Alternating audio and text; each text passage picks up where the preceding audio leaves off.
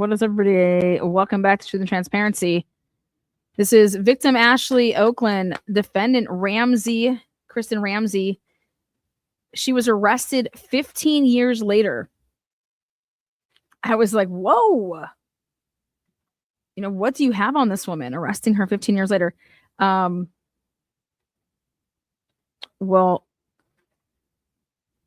let's take a look. Also, she waived her right. So this was a case that happened 15 years ago and 2011, where a woman was showing townhomes, or I should say a townhome, and she was basically at an open house, and she gets shot twice, and then she dies from the gunshots, and nothing happened in the case. And then now, just, you know, what's it been, less than a month, a woman, so this happened again 15 years ago. The woman was 27. Her name was Miss Okland. Ashley Okland was the victim. And then just last month, a 53-year-old woman by the name of Kristen Ramsey was arrested. A woman. And I'm like, what did they have on her? Okay. All Eyes is in here. DV's in here. I knew you guys would be in here. Okay. Because we gotta take a look at this. I have no idea what's going on. You guys are just gonna find it out as I find stuff out. But I like to try to weed through the, you know, like what are we dealing with here? So starting from the top, just really quick. Let's see.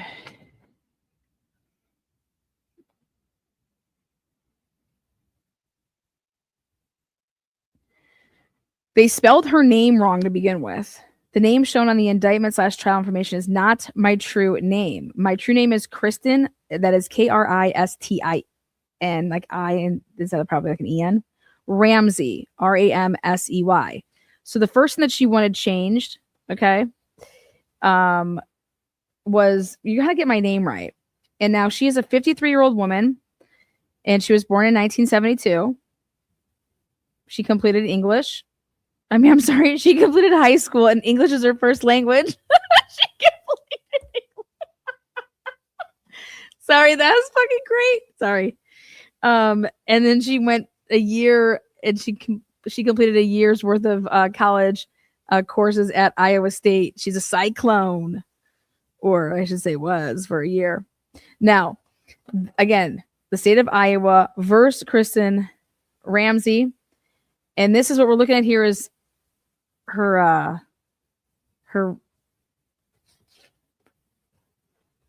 arraignment. And so she was like, hey, I don't want you to read anything off. I am pleading not guilty. Okay. So that's the first form that you're looking at right there. But I wanted to point out that she was just like, yo, you guys don't even have my name right. Okay. Which I don't know. I take issue. Like I have umbrage towards, like, dude, you're going to arrest somebody for first degree murder. At least get their name right. Okay. Then the next form that we're going to take a look at is, it's just strolling along here, is I'm going to go further down. I'll make this bigger. There you go. So she waives her right to a speedy trial. And you guys know how I feel about that.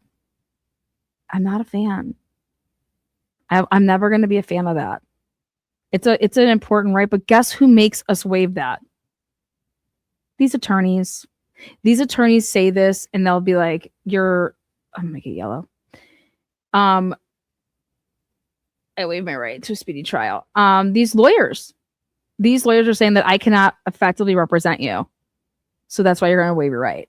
And it's just like, well, no, you're actually going to represent me to the best of your ability with a speedy trial. Okay, and I'll sign whatever you need me to sign, because I know that one day it has going to have no bearing on the fact that ineffective assistance of counsel, it's just so important.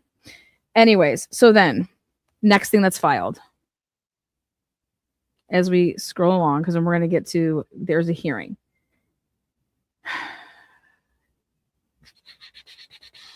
State's response to the defendant's motion limine. So the defendant is charged with first degree murder. A trial date has not been set yet. A hearing is scheduled to relating to her bond, which was just a couple days ago. I think it was on Friday.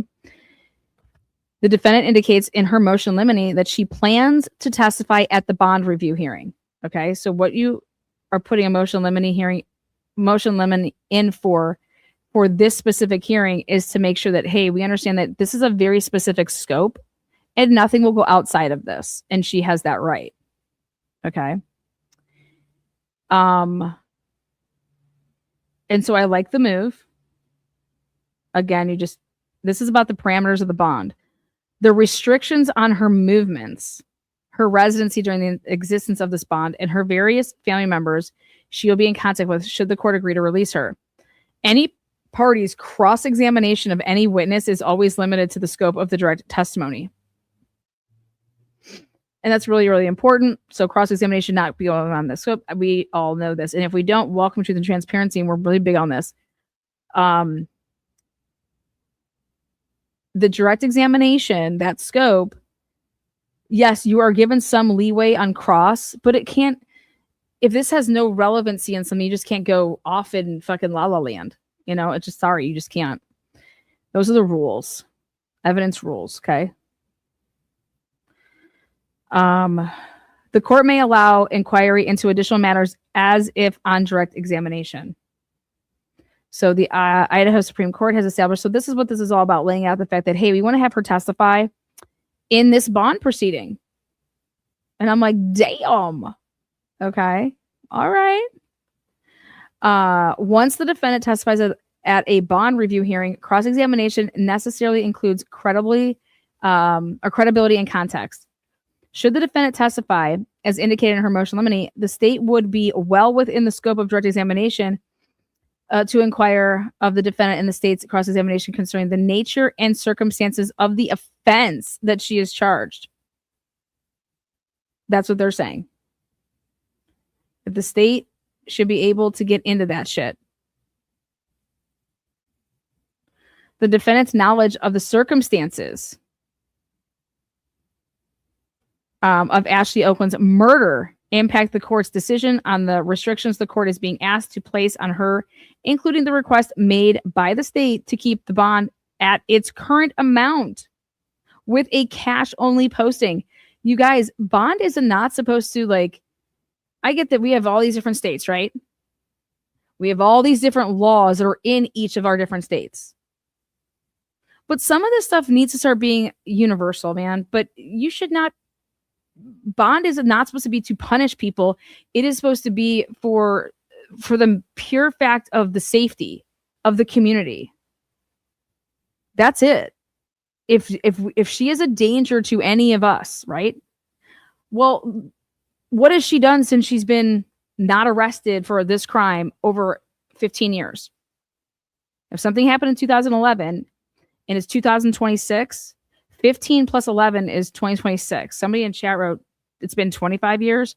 I mean, I'm going to need them to go see a doctor. Or just go over to Melanie Little's chat and you guys can all lie about, you know, what 1 + 1 equals. Now, Larissa, what's up, girl? Big girl. I love when I see names of people that I enjoy. It's actually been 125 years, says DB. And that's because he's been hanging out in Melanie Little's chat for like 5 years. So I get to have some fun when I want to, you know.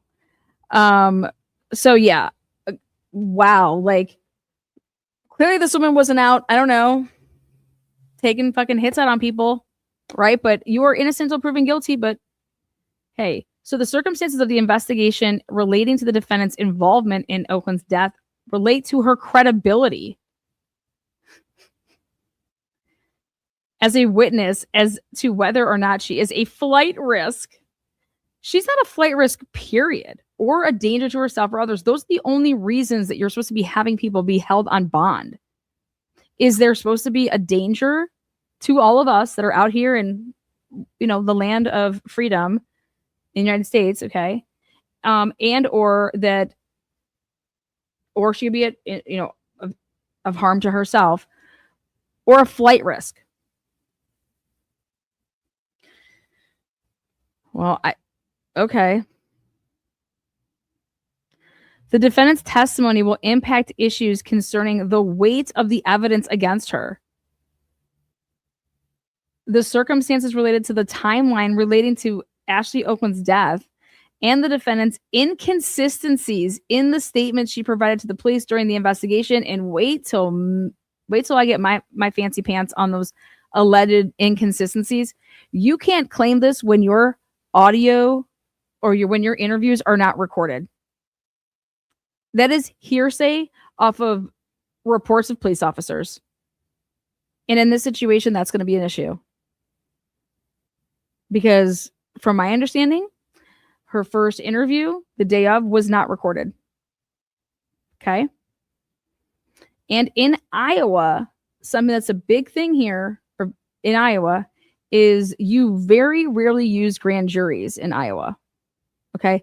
Do you guys remember I had Gabrielle Vargas on Alive with me, and we talked about the Joe Cannon case out of Iowa that I basically solved in like a week.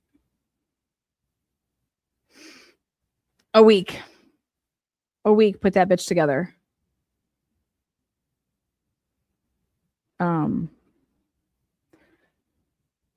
So we get into that here where that's outlined.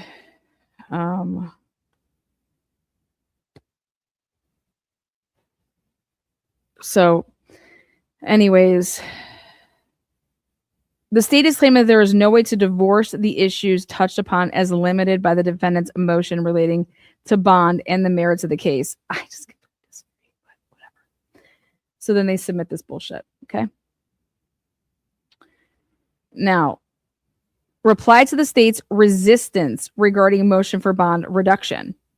This is then the defendant's reply to the state's hold on one second.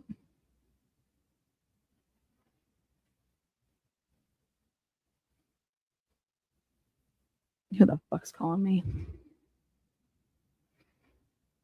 Yes, God. I'll behave. Thank you, dear Lord Jesus. Appreciate you. Okay, hold on one second.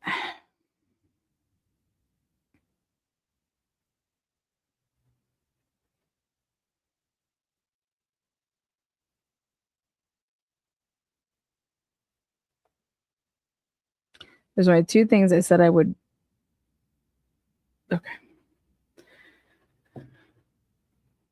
All right. So this is the state's response to the defendant's motion in limine. Then after you have a response in, then you are allowed to reply. Okay. So then this is the reply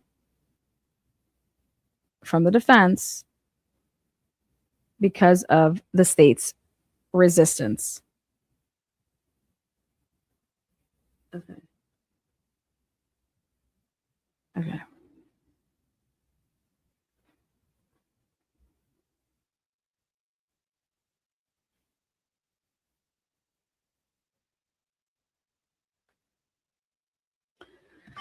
Ooh, okay. Sorry about that. Now, let's check out this response.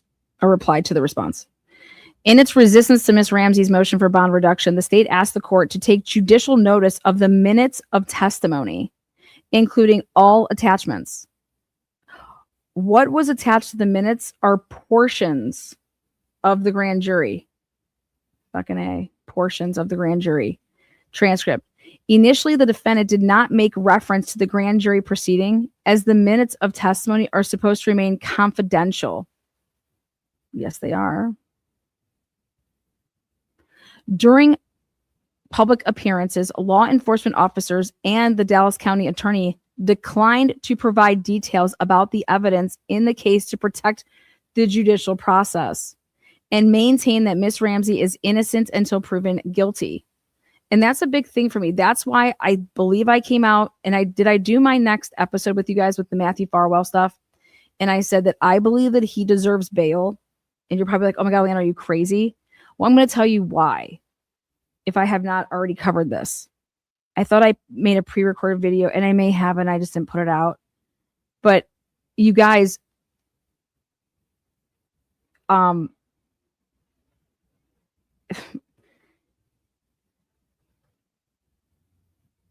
bail is designed for, and everybody is supposed to be entitled to it.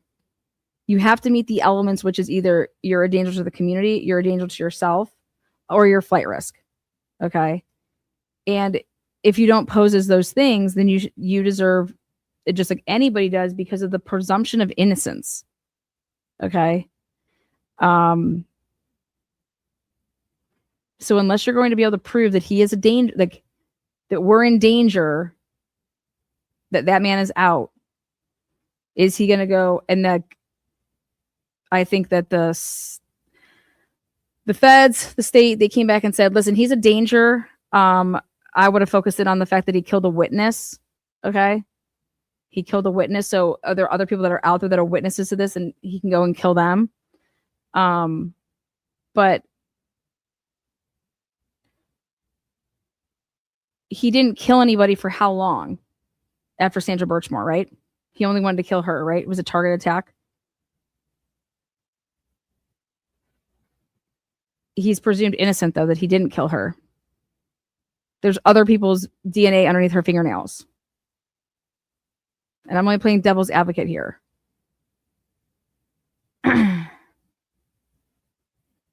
Yes.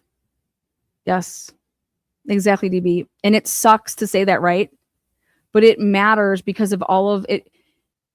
If he needs to be, he's going to be released on, he's going to have an ankle monitor. He's going to have to be this. He can't leave and go do this. He can't leave. And he does any of that, then bail's revoked, right? So it's important for us to understand that my position on this is because it goes with the law. It goes with, thank you, All Eyes on Delphi. Revoking bail kind of undermines the presumption of innocence, right? Now, set aside just like Richard Allen, if anybody deserved bail, Richard Allen, right? I mean, how is that man not out on bail? Oh, I can't even talk about that. But now going back to this case. Well, as the date of this reply, the only evidence provided to Miss Ramsey and her counsel are the exhibits that were shown to the grand jury and the testimony of the 6 grand jury witnesses. There's only 6 people that testified. The state makes, they're just making blanket allegations, okay, in its resistance about this evidence. In its first public acknowledgement of its case, the state has failed to mention what this evidence did not include. The grand jury was not shown a firearm, ballistic evidence, DNA evidence, fingerprint, digital evidence, any new eyewitnesses or confessions to this crime.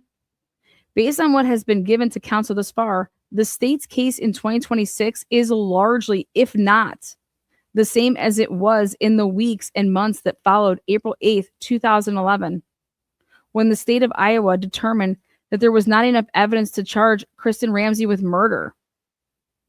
So basically, if she was ever on your radar, nothing has changed. Or if it has, we have not been given any of that. Okay.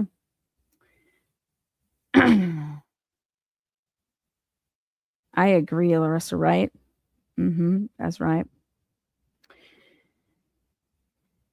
Now, rather than follow the traditional path of bringing a charge through the trial information process, the state initiated this case in a highly unusual way.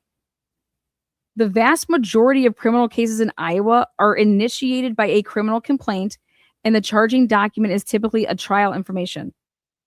Grand jury indictments are rare.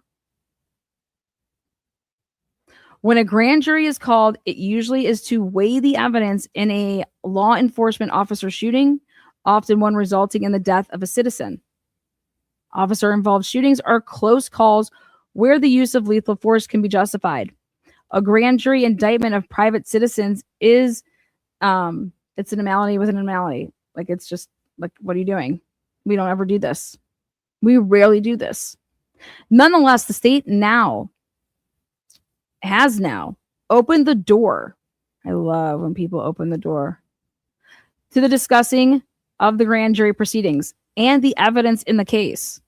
The grand jury testimony is filled with innuendos, improper references to testimony of third parties, made up testimony. Are you kidding me? Now, immediately I thought of Sergeant, or I should say, 2-year new detective of the year, Detective Johns out of Jacksonville Beach. Made up testimony, rank speculation, improper references to Miss Ramsey, and several other matters. When grand jury members pushed back, so there was people, because that's what's amazing about the grand jury is like you get to ask questions, right? So when the grand jurors push back with regard to certain evidence, the state of Iowa, through its law enforcement agents, simply their own opinion about what the evidence. So they simply formulated their own opinion about the evidence they did not personally collect, instead of focusing on the opinions of the authors of the report. That is absolutely wild to me. Wild. Absolutely wild. In order for the court to understand the grand jury testimony, and as it is being utilized in an attempt to deny Ms. Ramsey the level of bond she is entitled to receive, it is important for Ms. Ramsey to respond paragraph by paragraph to the state's claims. Beginning with the state's description of the nature and circumstances, numerous misrepresentations must be addressed. The state takes issue with how some of Ms. Ramsey's prior filings characterize the grand jury proceedings. Nothing about that characterization is inaccurate. Exculpatory evidence that would make it less likely Ms. Ramsey committed this act was not required to be presented to the grand jury. The state had no duty to present exculpatory evidence. So while the state is right, the grand jury's job was to consider the evidence presented, it fails to disclose that the state chose not to present all the evidence it had collected in the last 15 years. The grand jurors here were shown only a few pieces of the puzzle over 2 days, not the whole picture. The state claims the facts and circumstances indicate no other person's involvement in Ashley Okland's murder other than Miss Ramsey. You know what that reminds me of? Nobody else other than Rick Allen could have done this. Excuse me? Do you guys know that there are... Name me crimes where there's eyewitnesses. You understand that? Like, what do you mean no other person could have done this? It just reminds me of Rick Allen all over again. Like, well, if not him, then who? You know, that is not true. The state did not tell the grand jury about the total number of leads investigated. Oh, I would love to know that, right? Which contemporaneously reports and statements indicate could have been over 1,000 different leads. Now, we're really big on the word leads. It's really important to understand this word. A tip isn't a lead. A tip can, not always will, not always should, but a tip can turn into a lead. And so if you're ever doing like FOIA requests, speaking of which, I just got one of my FOIA or two of my FOIA requests back from Washington State University. You guys, I put this FOIA request in. I put two of them in right after Brian Kober did his plea. Okay. And then I did one a couple months later, all within 2025. You guys, it's 2026. And one of the items that I asked for was a simple schedule of when Curtis Whitman and when the other dude from WSU, I wanted a copy of their schedule from the month of November, and then I want a copy of their schedule from the month of December. That's it. Like, do you know how easy it is to produce that? They quoted me last year that it was going to take until April of 2026. I got them to respond today, and they said that they need until May 2026, this month, like next month. And I'm like, you guys are fucking kidding me. For what? And they said they had so much turnover, and they had some emergency shit that because people weren't working there anymore. I'm like, what? Now I'm going to FOIA that because I'm just curious who left the agency. Just oh, and ready for this, the kicker, I sent it to Steve Gonsalves in an email. You want to know why? Because I just got the filing from the court with an order, and there's certain dates that are like stuff for discovery. There's certain deadlines, and I noticed that they had all these May deadlines. Okay, and I think that they're trying to keep this, like, I just sent and I said, hey, I have no idea if this has any bearing, if this helps, if it doesn't help, but they're trying to keep me from getting this, which is the work schedules of these two people, and the two people that were alleged to have found Brian Kohlberger's vehicle. Okay, WSU has been so scandalous in lying and in hiding stuff from, and during this investigation, same thing with Pullman Police Department with Brian Kohlberger case. And I think the families have a right to know all that stuff. They're fucking suing WSU. So I sent that stuff to the families. Well, I sent it to Steve, and he can do whatever he wants with it, or doesn't have to do anything with it.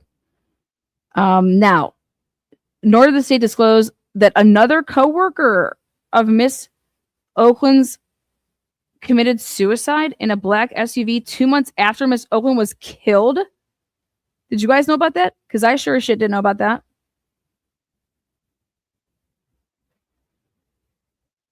Do you guys think that's amazing? Because I think that's kind of amazing. You think that's relevant? I think that's very relevant. Wow.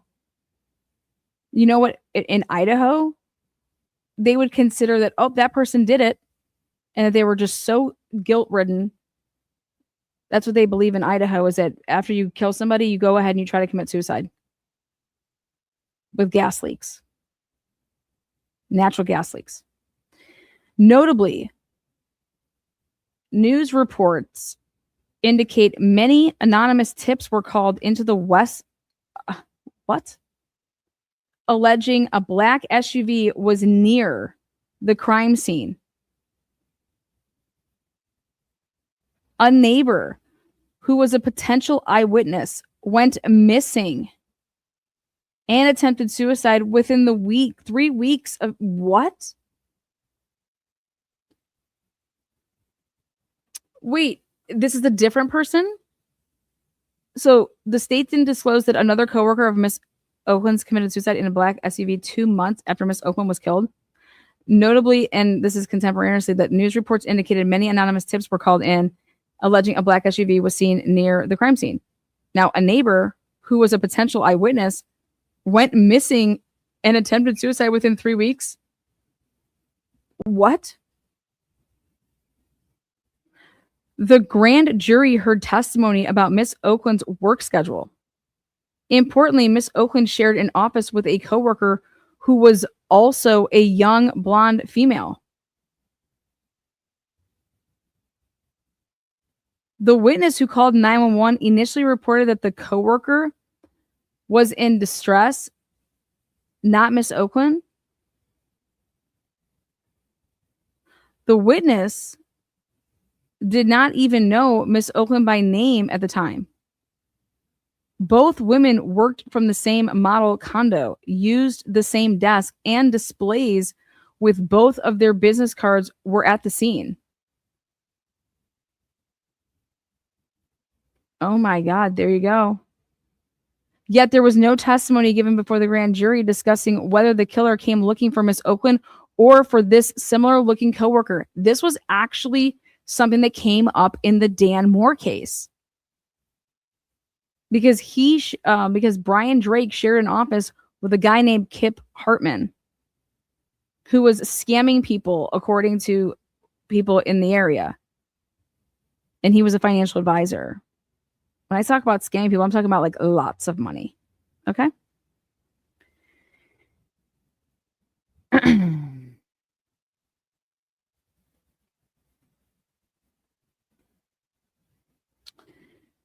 The state is attempting to create unfair speculation in its public filing and improperly influence the court's bond decision. Miss Ramsey and Miss Okland worked together. And this is the name. Now, another Rotland Homes employee. What the hell? That sucks. That's got to be someone's last name. Rotland Homes employee told the grand jury only after the grand jury members got to ask questions of their own that Miss Ramsey and Miss Okland never had any disagreements at work in the 3 years he worked with them. So one of the employees was like, asked the question, was there any arguments? Did you ever see any arguments to them? No, never.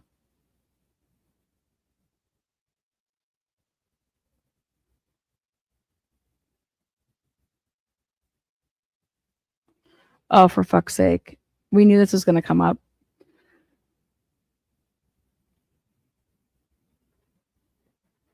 Wow. The state references an email sent by Miss Okland on April 8th, 2011, shortly before 2 p.m. The state has not produced this document yet. So here we go. We're talking about timelines here. So Miss Okland, she sent an email at 2 p.m. on April 8th. But guess what? The defense has never seen this. The state has not produced this document yet. Further, this purported evidence establishes no motive or evidence that Miss Ramsey was about to commit and then cover up a calculated murder.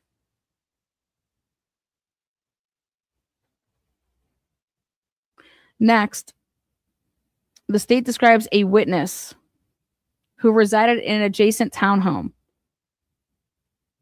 This paragraph is misleading. The evidence received thus far shows the witness described hearing crashes. What? When this witness called 911, she reported a potential fall or medical emergency, not a shooting. Hell yeah. This is one of the most important things. When somebody calls 911, you want to know what they're calling. What are they seeking? Like, you should be asking for help, and you should be saying what type of help you need based on the circumstances. And that was the problem I had in the 911 call for that Idaho 4 case.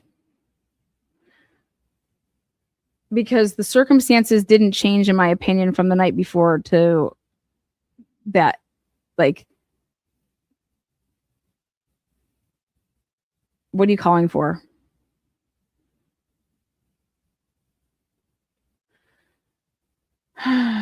Yet the state's resistance described that the noises are believed by investigators to be gunshots.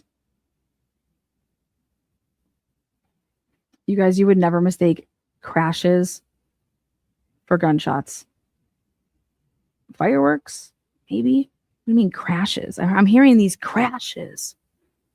It's really interesting. I mean, this was not apparent to anyone until paramedics arrived that she was shot. Furthermore, the state has not produced anything that will conclusively establish, there we go, the time of the shooting. Wow. There are references to emails, calls, and other electronic communications, which at best provides a range of time for when the shooting could have occurred. The state's claim that the shooting was confirmed to have taken place at a specific time is based on the neighbors' estimates.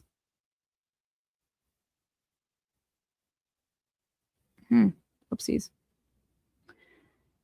From when the witness heard the crashes, they checked on their nearly blind and elderly mother, looked out of the windows, changed her clothes multiple times before investigating, and based her estimate of the time she left her own condo based on a broken clock. Excuse me?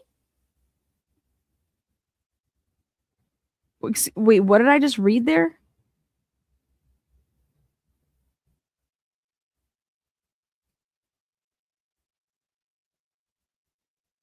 Uh, who needs to change their clothes multiple times?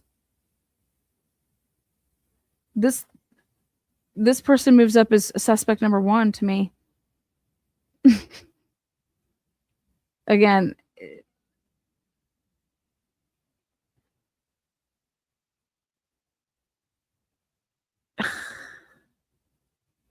so this person, they checked on their nearly blind and elderly mother. That was the first thing they did. Then they looked out of the windows. So, oh my God, it sounded like a crash. So I went and checked on my mother, or, whoever it's the mother. So this is a younger person that's checking on their mother because of the crashes. Then they looked out of the windows.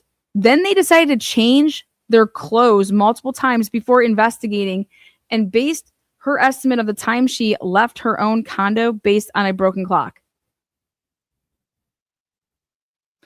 There was a consensus from all of the grand jury witnesses that many people would come and go through the model condo, including realtors, prospective buyers, maintenance people, and others. Although the state claims the model condo was locked, an entrance was unlocked. That's the same thing in the Brian Drake case. That is how the neighbor investigated and discovered Miss Okland. Boom, daddy, pockets gotten fatter right there. Wow, this is sloppy. Okay, this is the first thing that comes to my mind is, why did this case need to be, quote unquote, an arrest? Why would that need to happen? What's going on in Iowa right now? Who's up for re-election? What's going on here? Because this seems really politically motivated, because this is so sloppy.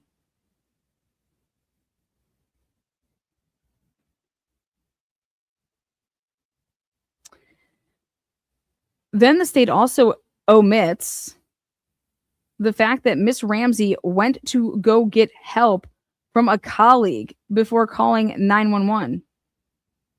Wait, she called 911 too? Then the state also admits the fact that Miss Ramsey went to go get help from a colleague before calling 911. While the neighbor called 911, testimony before the grand jury shows Miss Ramsey drove off to get help from a male colleague.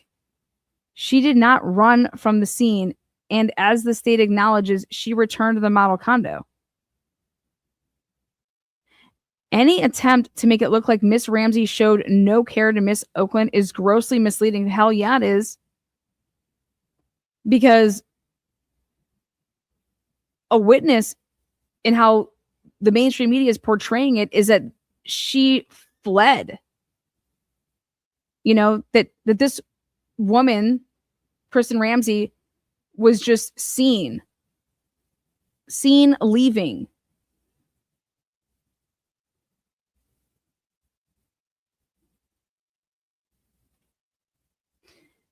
The state never presented any evidence of DNA, blood spatters,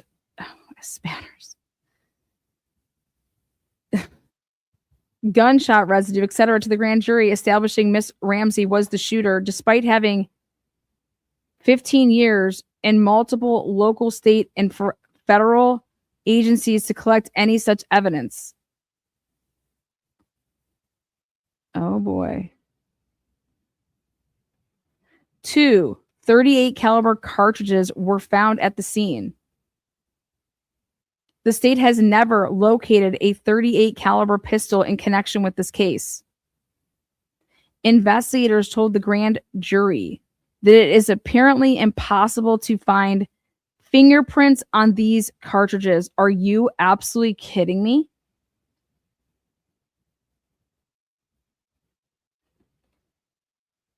This kind of firearm was not found on Miss Ramsey on April 8th, 2011.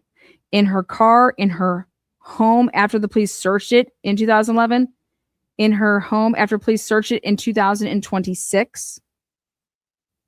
What kind of search warrant?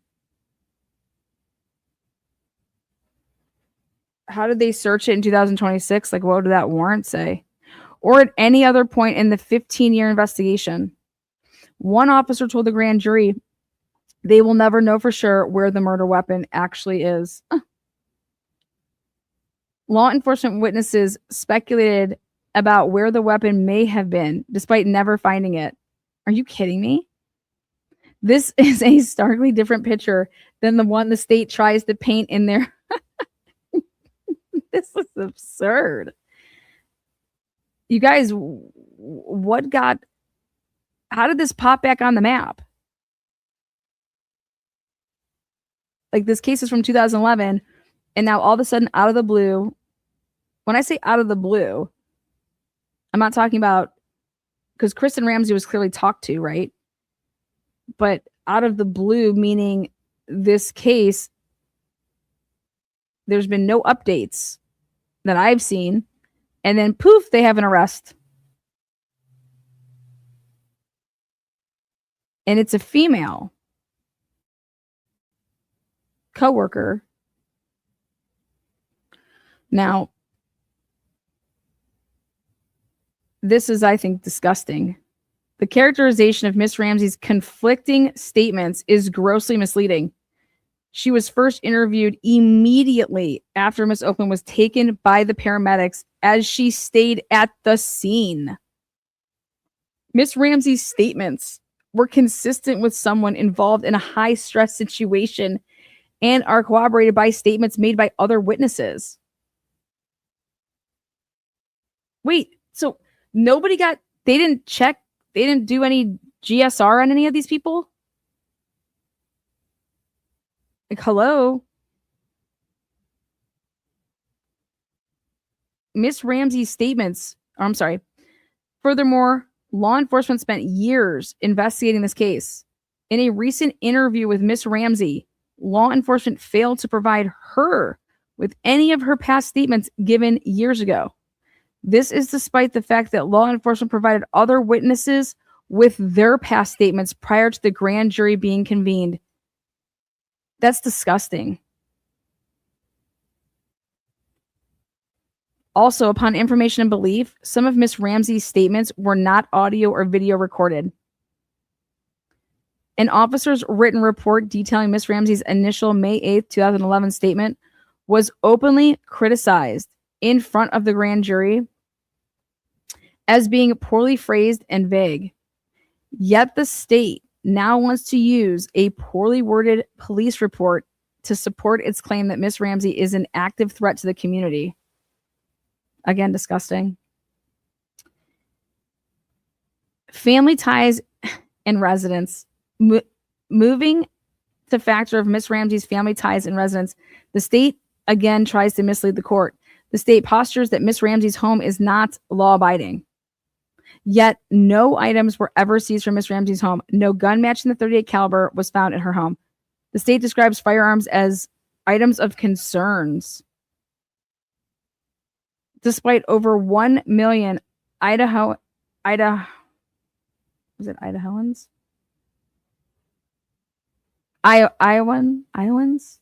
Have I been saying Idaho? Because if I have, it's Iowa. And over a third of the Americans living in a household with a firearm and exercising their Second Amendment right.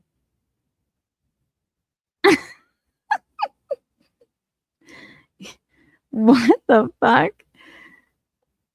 The state fails to mention that the firearms in Miss Ramsey's home belong to her husband, who has used them for lawful target shooting and bird hunting. This was the case in 2011 and has not changed. There has been no evidence provided showing the firearms in Miss Ramsey's home were obtained illegally, used for any illegal activity, or otherwise should be cause for concern for this court. Financial resources. Despite the Sixth Amendment to the United States Constitution providing a right to choose the legal counsel of her choice, The state tries to hold Miss Ramsey's counsel of her choice against her. As her financial affidavit showed, Miss Ramsey has limited resources. She was originally appointed counsel as an initial matter.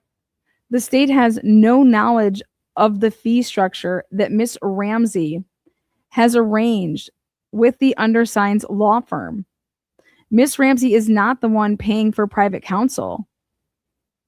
Oh my God. A family member under absolutely no obligation to do so is.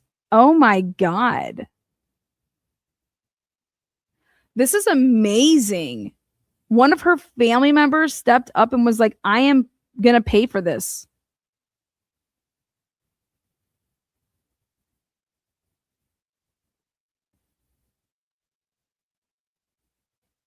I'm going to pay for this. That is because Miss Ramsey would otherwise not be able to afford private counsel. The state's argument presents Miss Ramsey with a Hobson's choice between two constitutional rights, the right to her freedom and the right to her choice of counsel. In the state's view, because a family member of Miss Ramsey's has paid the undersigned to represent her, Ramsey can apparently afford her $2 million cash bond. Disgusting. That is not consistent with the facts. Is based on presumptions related to undersigned counsel's agreement with Ramsey and is contrary to Idaho law. Fuck these people. Do you see how these lawyers spin everything? Let me ask you a question. Why wouldn't the state just agree? Agree with the law. Agree with the fact that the law affords Miss Ramsey to make bail. Right? And bail should not be set at an amount that would be to punish the defendant or to make it impossible for them to make bail. Right?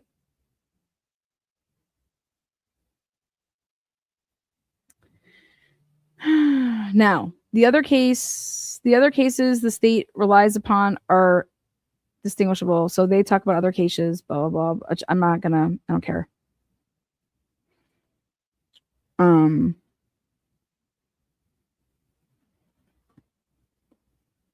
Conclusion. The state of Iowa not only cherry-picked evidence in this case for the bond proceeding, but it also failed to produce evidence to assist defense counsel in rebutting their evidence for this hearing. Not a single one of the police reports was given to the defense to prepare for the bond hearing. Are you shitting me? Yet the state had reviewed that evidence.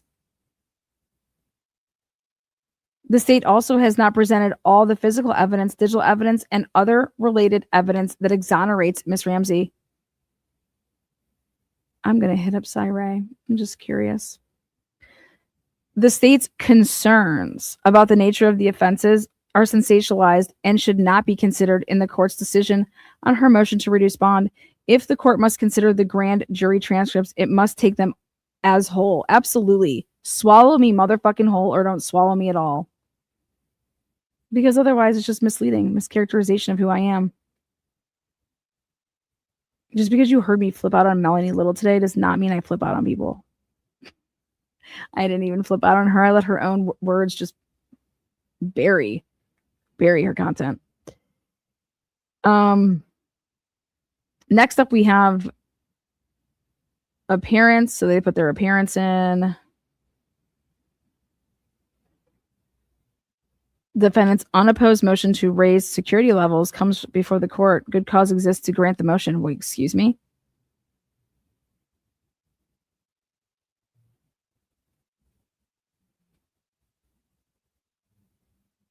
Miss Ramsey's brief in support of her motion for bond review.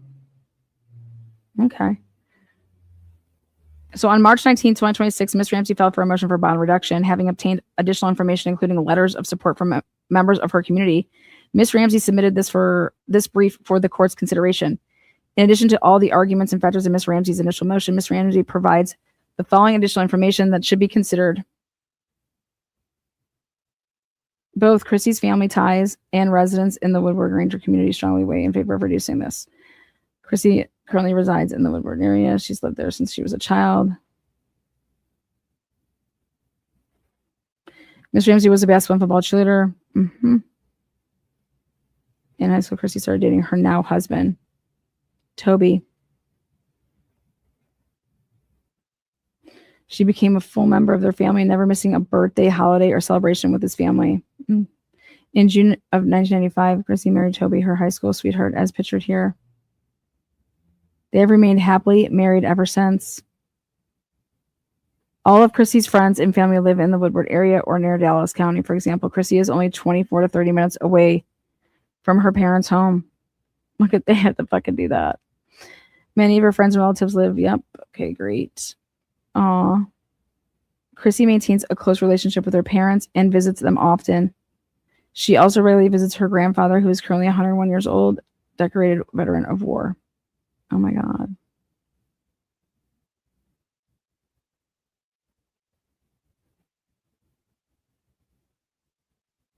Oh, look at him. Little man.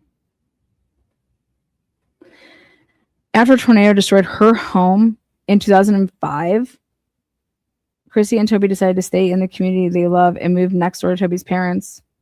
Wow. Chrissy's sister-in-law also lives just 1 block away. On her way home from work, Chrissy often saw her in-laws, relatives, and friends and would give them a friendly honk and wave as she drove past. When the 2020 caused it, Chrissy volunteered and helped clean up the damages. As one of Miss Ramsey's high school classmates and friends, BL wrote,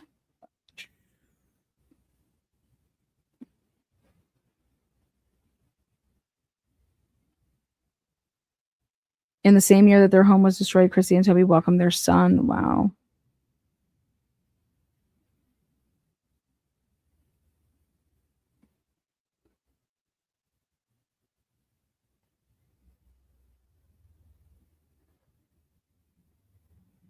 That is unreal. Tanner now attends college at the University of Iowa, where he cheered on Caitlin Clark. Chrissy often makes the 4-hour round trip to visit Tanner, so like it's 2 hours one way, 2 hours back. Chrissy she still prepares meals for him and will drop them off during her visits. Oh my God. Because of the strong support from his parents, Tanner not only goes to college, but also works 2 jobs.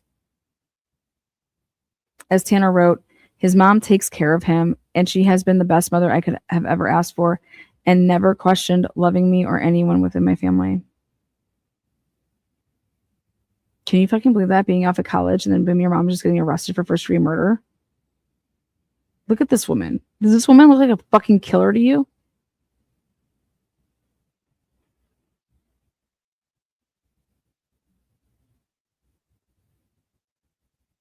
Fucking A, man.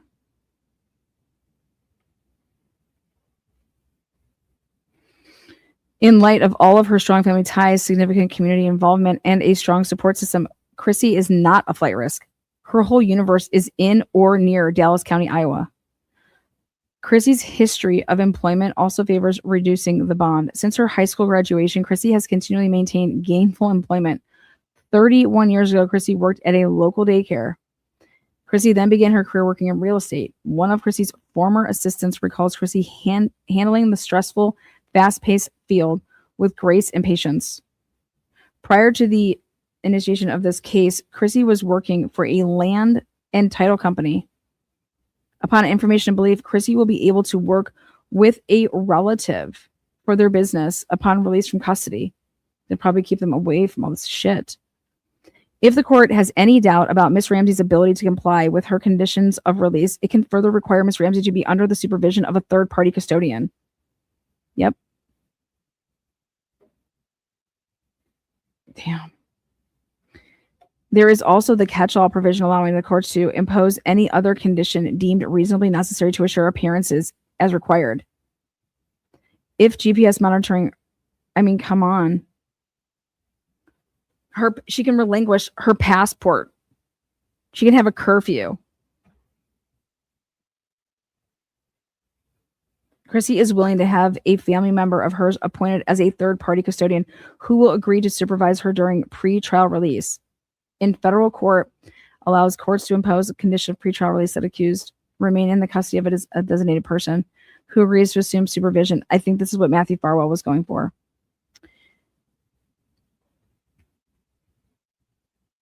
The third-party custodian ensures compliance with bail conditions, monitors a defendant for violations of pretrial release, and is required to report any violations to the court. Consequences for failing to perform the duties of a third-party custodian, including being held in contempt of court, which could materialize as fines or imprisonment. While Iowa Code does not describe a third-party custodian, in light of provisions in Iowa Code and federal authority, it would be appropriate to appoint such a custodian here if the court deems such supervision is necessary.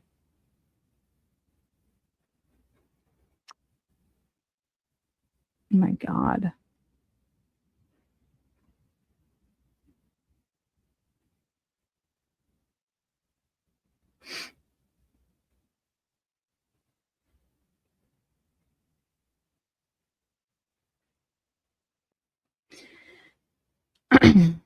The court struck that balance by reducing the bond to 1.3, allowing Ms. Park to post 10% of the bond.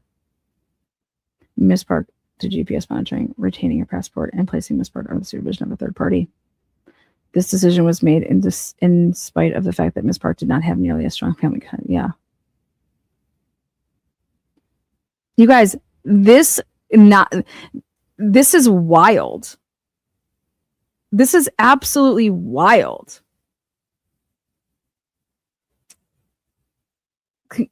Conclusion. Chrissy is an indigent woman who cannot afford her bond. She is entitled to a presumption of release on her own recognizance of a combination of conditions that secure her appearance. Her indigent status is the only thing that prevents her from satisfying the only condition currently that ensures her appearance. The alternative conditions to which she has agreed, if released, would ensure that Chrissy would appear for her court appearances and not be a danger to the public. I mean, what the fuck? Comes now the state of Iowa by and through the Dallas County Attorney. This is a resistance to defendant's motion to quash search warrant and protective order.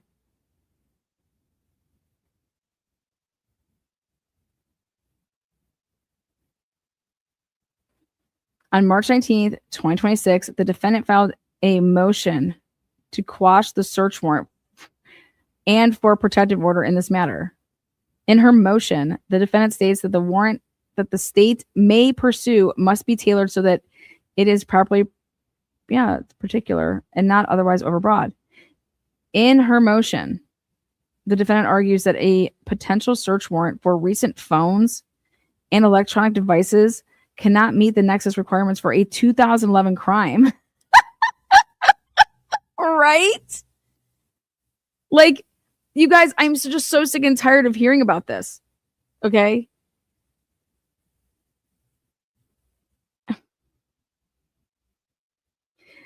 You are lying in a search warrant if you're saying that evidence of that crime can be located in that phone.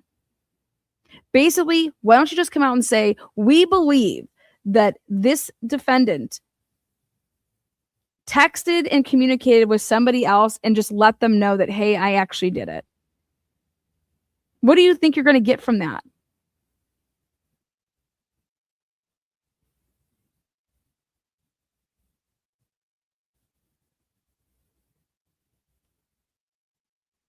The defendant then makes generic arguments in support of her motion that reads like a motion to suppress evidence without specific evidence to suppress. Iowa Code Chapter 808 creates the authority and parameters for applying for, obtaining, and executing a search warrant.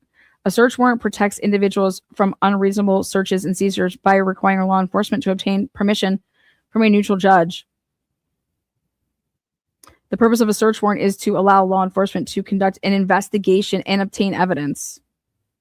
The state has an important interest to collect and preserve evidence in order to obtain justice, balanced by individual rights guaranteed by the Idaho and U.S. constitutions. The search warrant is an investigatory tool.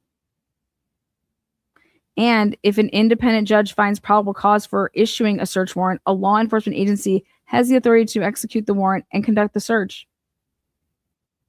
The defendant has not cited any case law or statutory authority, nor is the state aware of any authority suggesting that a search warrant authorized by an Iowa judge can be quashed, effectively halting or limiting the search of law enforcement of items identified in the warrant. So wait,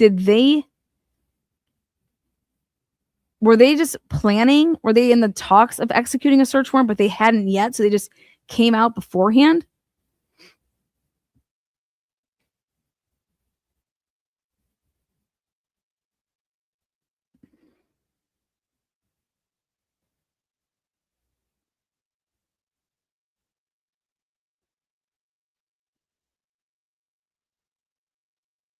There is no remedy on law while the defendant preemptively attack a search warrant. The remedy afforded a defendant is exclusion of illegally obtained evidence at trial. Not, oh, interesting. The purpose of excluding such evidence is twofold: to deter lawless police conduct and to protect the integrity of the judiciary. Yeah. Defendant appears to be inventing a procedure unknown to criminal law. Fruits of search warrants obtained illegally are challengeable by means of a motion to suppress. There is no pre-search challenge process. Defendant's lack of a citation to any court undertaking a pre-search quashing of a search warrant all but confirms it. The procedure does not exist, perhaps because defendant is basically asking for an advisory opinion from the court. Her motion does not and cannot address the search warrant application because it is sealed under the peace officer executing it files a return until wait.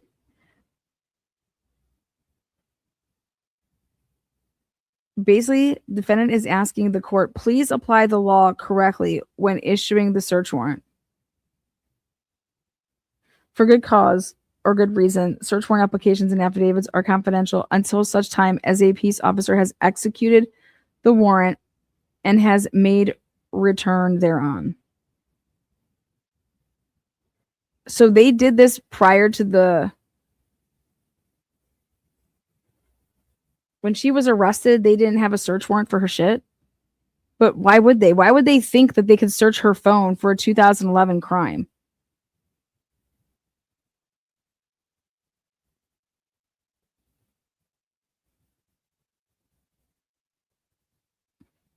Did she just give them her phone? Because you're allowed to withdraw consent. Who's the prosecutor? The defense argued this at the hearing. It was really good. They were making the argument the warrant was overly broad. Yeah. And would contain her recent medical. Yeah, I heard that. I heard the portal. It's like, I just think the really good argument here is, what do you expect to find in her phone that she did not possess in 2011, nor in 2011, when did iTunes become a thing? iTunes. Because we caught Jennifer Drake in her bullshit when she tried to claim that her, I don't know if it was Brian or one of her sons had like an iPad in 2010. They didn't exist then. Because I know that, iPods existed and it was just music, But an iPod and an iPad are very, very different. But I just know that nothing that she could possess on her phone today could possibly, what did you write? And I think that's what they want to know. I was like, what the fuck did you possibly write in this to obtain a search warrant for her phone? But Iowa's criminal rules do not support suppressing evidence before it is obtained. Yeah, that's what I kind of gathered. Well, you have her phone. So we're assuming that this is in progress. So we were trying to stop it, iTunes was 2001. iTunes Music was 2003. Thank you.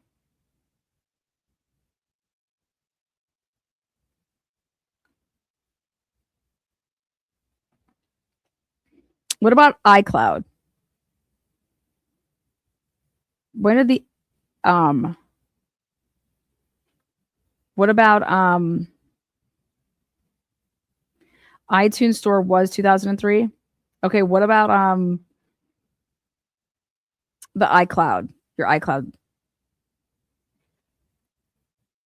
Would that be at the same time?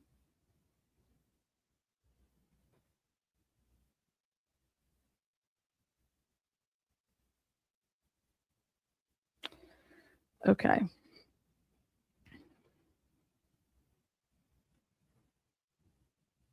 I think it's just genius because of the mere fact that to talk about it. Say I talk about it. I say why not? I think it's I think it's genius to bring it up and talk about it to basically already plant the seed that what are you guys doing trying to obtain any information of a 2011 crime from a phone that didn't exist in 2011? iCloud was launched on October 12th, 2011. Thank you. When was this? April 2011? This would be my argument.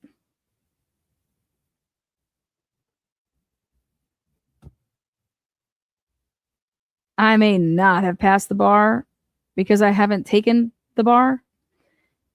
Um, but I do know my trivia, and I knew that the cloud came about in the early tens. Um, so if this happened in what were they saying? April 8th of 2011, right? iCloud didn't exist yet, correct? Correct. So the contents of her 2011 phone couldn't have been ever saved to some cloud and then have gotten passed on and passed on and passed on, right?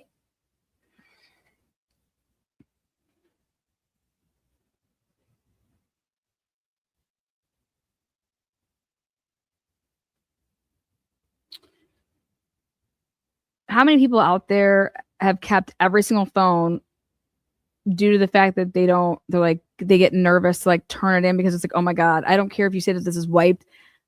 The shit that could potentially be on here. Okay.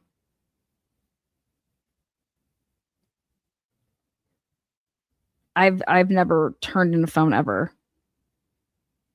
I'm like, my phone is more value to me than $100 credit. That's my take on that though. Um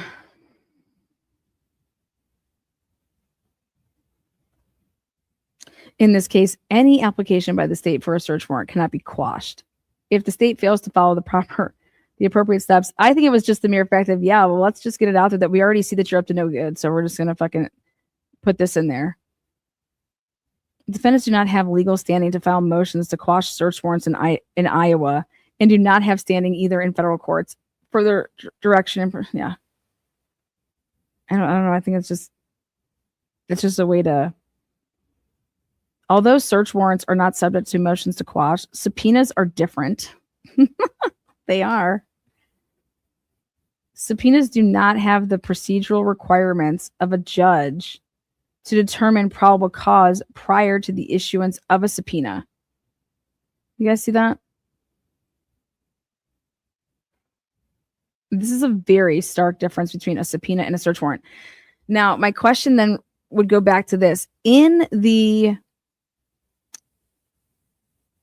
Oh, look at this. See United States versus information associated with email account warrant. Yeah.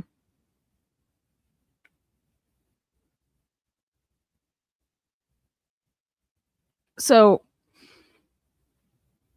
how about this though? In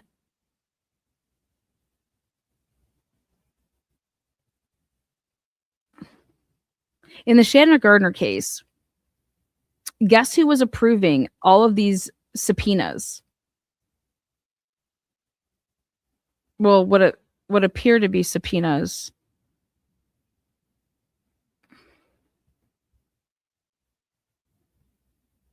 But I actually think they're search warrants.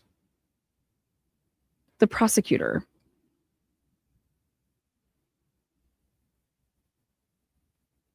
Yes, you know what? I absolutely all eyes. I have lost one phone from jet skiing. Yes, jet skiing. I have lost a phone in the lake. Actually, I think it was actually the ocean. I was in Florida. So I was either in the Gulf. Yeah, I was in the Gulf. I was in Key West and I was on the Gulf side. Oh my god, that's when I saw these fucking hammerhead sharks and I was like in heaven. I love sharks.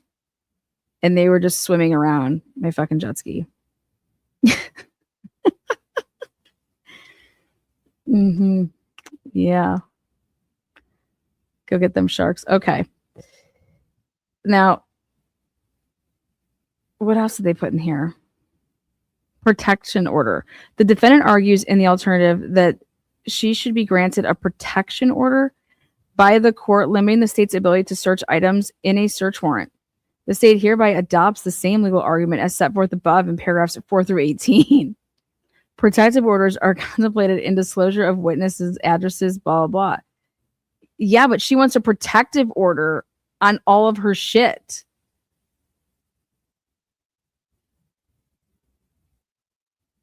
That's interesting. Defendant claims spousal privilege and seeks a protective order from the court limiting a potential search warrant of the state, but cites no case law or state statute providing authority to limit search warrants in a criminal case with a protective order.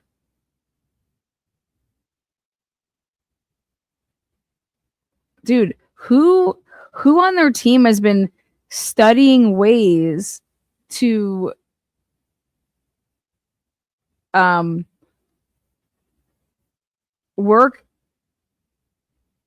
work to promote our privacy, to instill our right to privacy?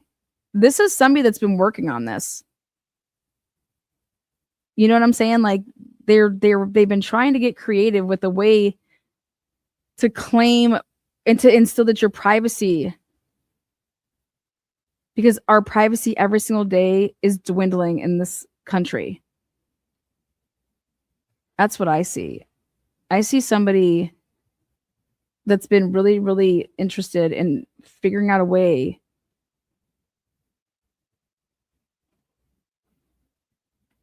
spousal privilege is a testimonial privilege set forth. Yeah, neither husband nor wife can be examined in any case as to any communications made by the one to the other while married, nor shall they after the marriage be permitted to reveal in testimony any such communications made while the marriage.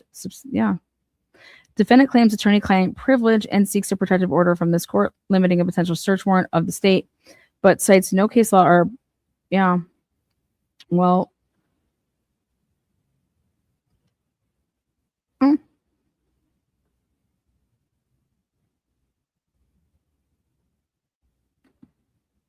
Hmm.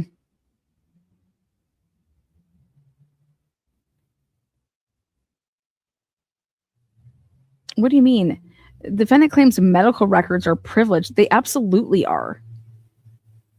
The fuck is wrong with you? But cites no case law.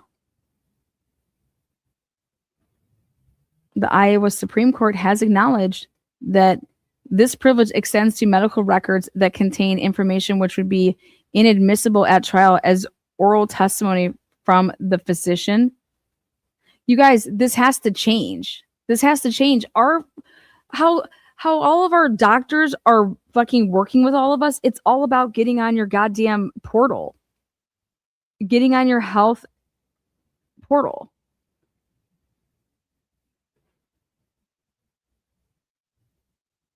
Wow. And if you're a parent, you have your kids' information in it. And if when you're married, you might have, I don't know. I think this is fucking great. Like,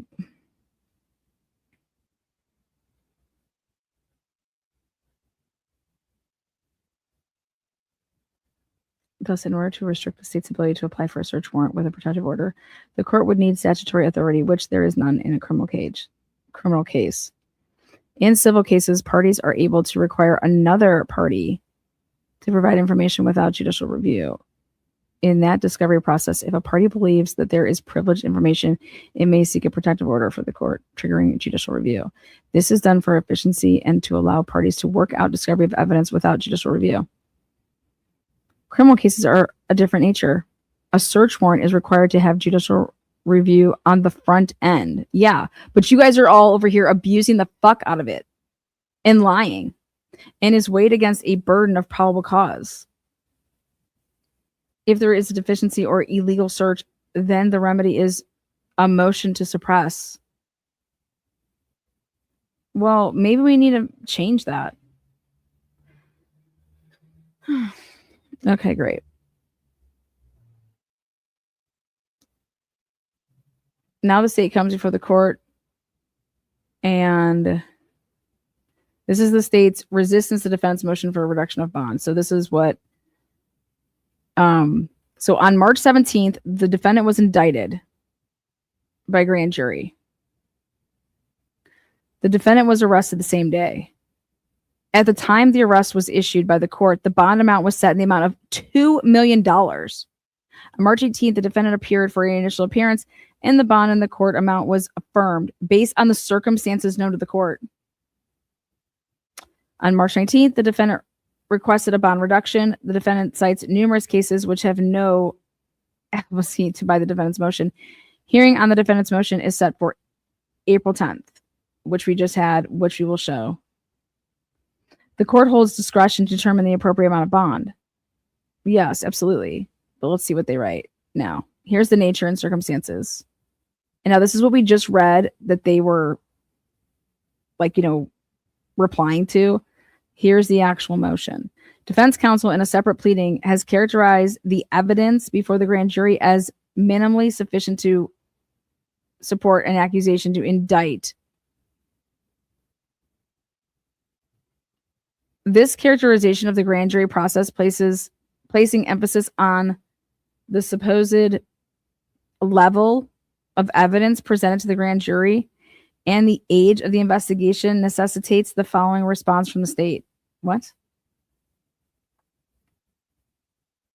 The standard utilized by the grand jury was when viewing the evidence taken together is such that if unexplained would warrant a conviction by the trial jury.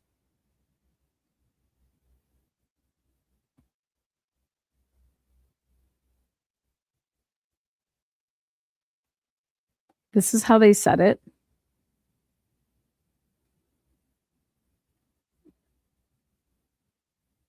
The following facts and circumstances indicate no other person's involvement in Ashley Okland's murder other than the defendant.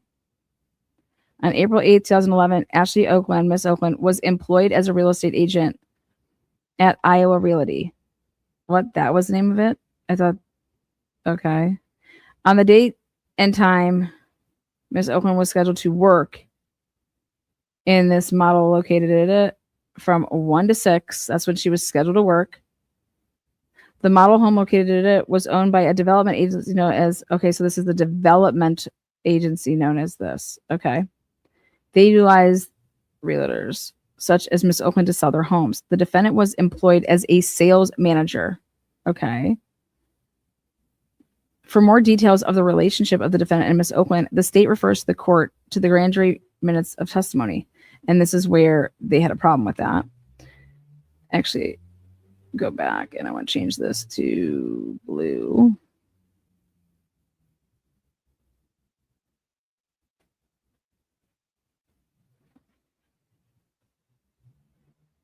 Law enforcement learned that on April 8th, shortly before 2 p.m., Okland sent an email from her computer to a friend regarding unrelated social plans, which provided a basis to believe Miss Okland was not in distress, was alive, and was physically present in the model townhome.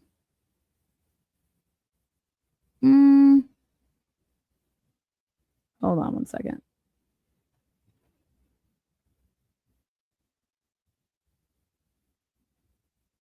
Oh, that's interesting. And the way law enforcement is using it, very interesting.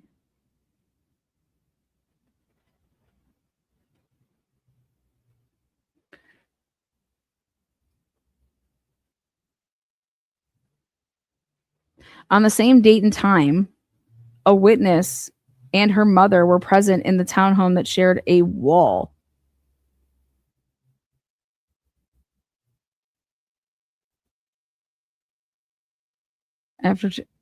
Shortly after 2 p.m.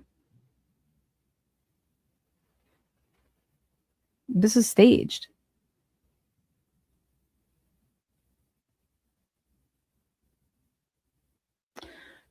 Shortly after 2 p.m., the witness heard two loud noises.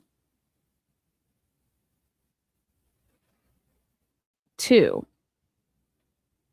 loud noises that were described as thuds that were 3 to 4 seconds apart. As described, the noises are believed by investigators to be gunshots.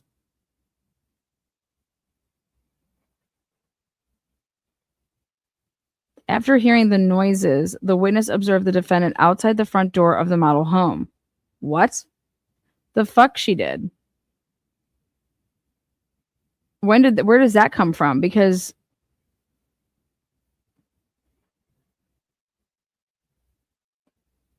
she did a whole bunch of things and then she looked out the window.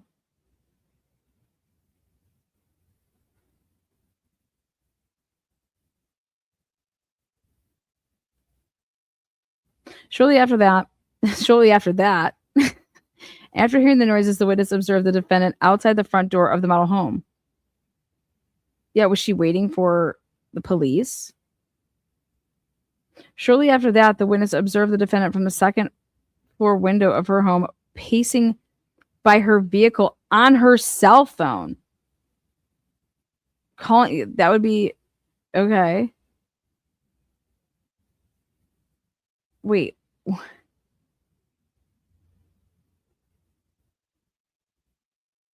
How much time had passed? Because the call made on the defendant's phone was made to a fellow employee and was confirmed to have occurred within 2 minutes. Who confirmed this was within 2 minutes? Within 2 minutes of the loud noises? What? You guys, this is fucking crazy. Who confirmed that? Who confirmed that?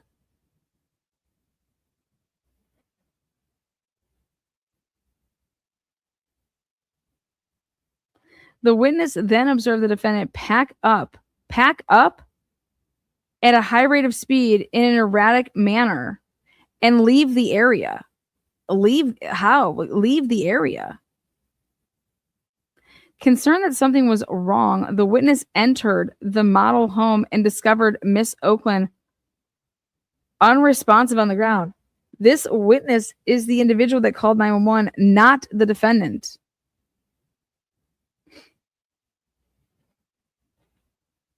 Did she pick her out of a lineup? Did you give her a pick six?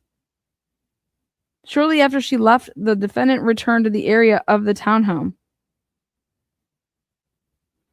No other person was observed in the immediate area that was associated with the model home where Okland was shot. Well, no shit. They shared a wall. She heard the same fucking shit that you heard.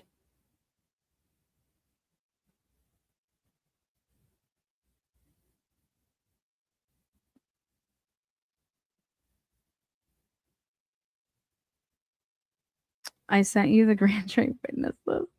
State is just playing Tetris with this shit. So they have no new evidence. I'm perplexed. Truly, yeah.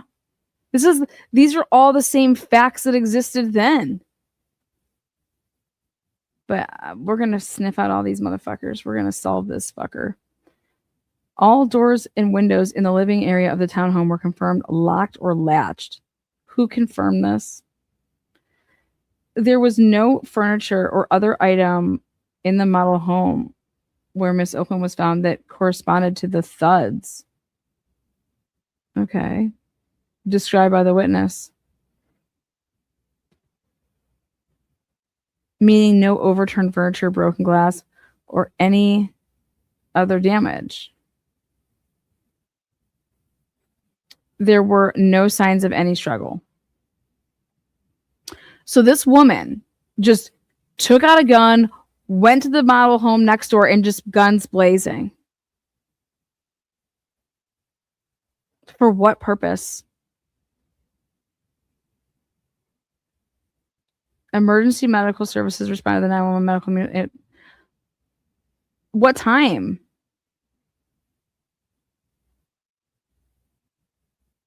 Law enforcement recovered 2 that were consistent with being fired from a firearm. Why wouldn't they be consistent with being fired from a firearm? What else would they be consistent with? We're consistent with being fired from a firearm. They were consistent with being fired from my fucking titties, okay? To date, the defendant has been interviewed on multiple occasions. The defendant has provided conflicting versions of her whereabouts.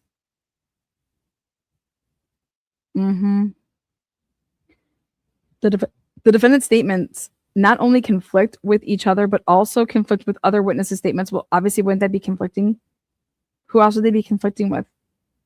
Herself and other people? How do other people know what the fuck this broad did? The defendant's statements are detailed in the grand jury minutes. What?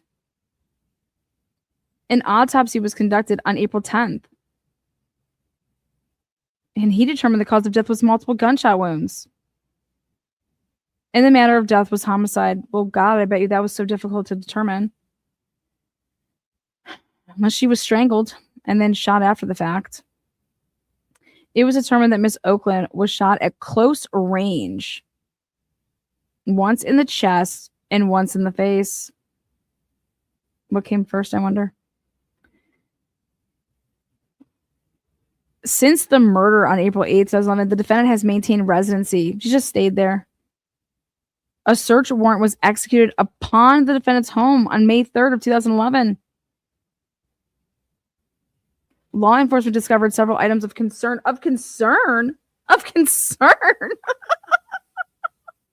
What is so concerning? Multiple firearms, illegal substances, and posters threatening violence by who? Her son? Do you think that this woman had in her house just, what are these signs of violence? Posters? Dude, if you had Tupac up back in the day, was that fucking, what was that? Her posters? A second search warrant was executed on the defendant's home on March. So look at a second one. They only executed one, and then they executed another one in 2026. Law enforcement located multiple firearms, illegal substances again, and some of the same posters threatening violence. Illegal substances. Is marijuana legal there or illegal? Both instances that law enforcement entered the defendant's home, she was multiple firearms and drugs were present. Look at this. She was multiple firearms and drugs were present. So she's a drug dealer. The defendant does not have a safe and law-abiding home to return to.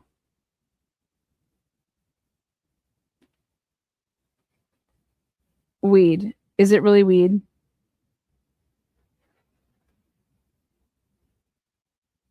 Like, I'm sorry, but I don't smoke weed, and I don't consider it like it's illegal. If alcohol is legal, weed needs to be legal.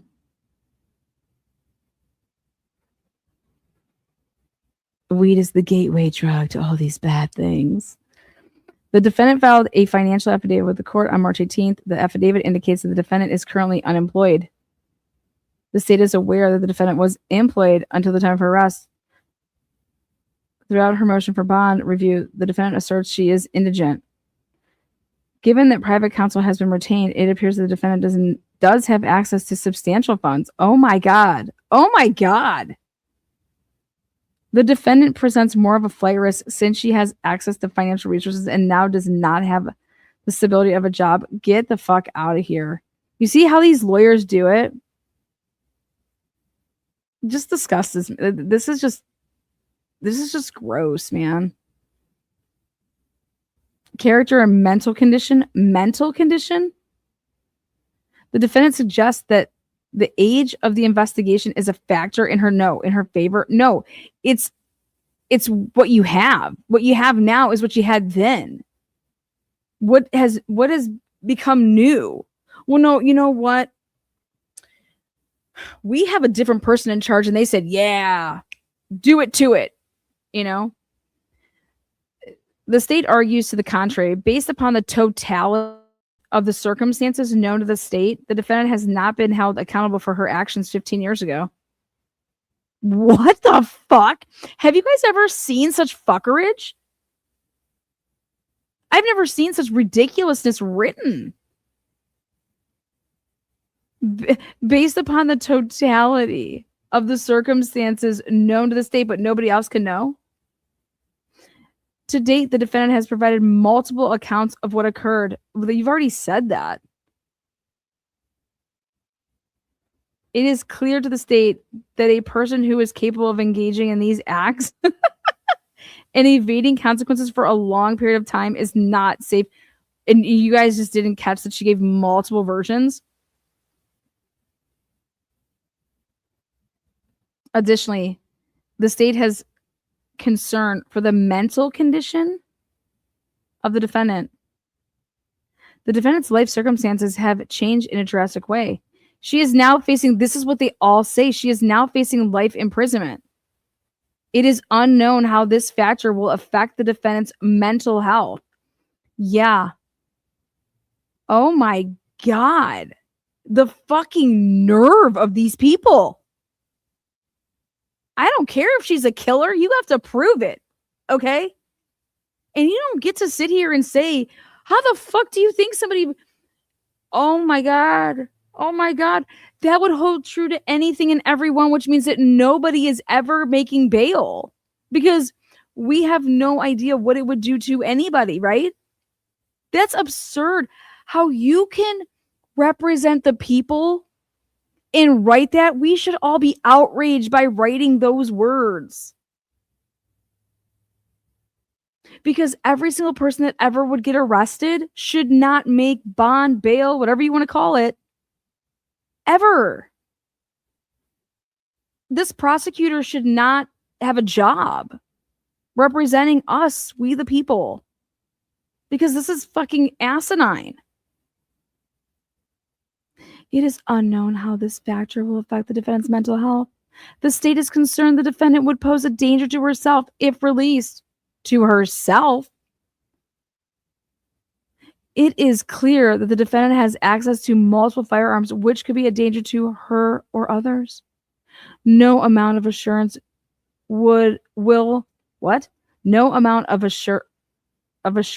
should be able, what? To satisfy the court and the defendant would be remain away from firearms if she were released under any conditions.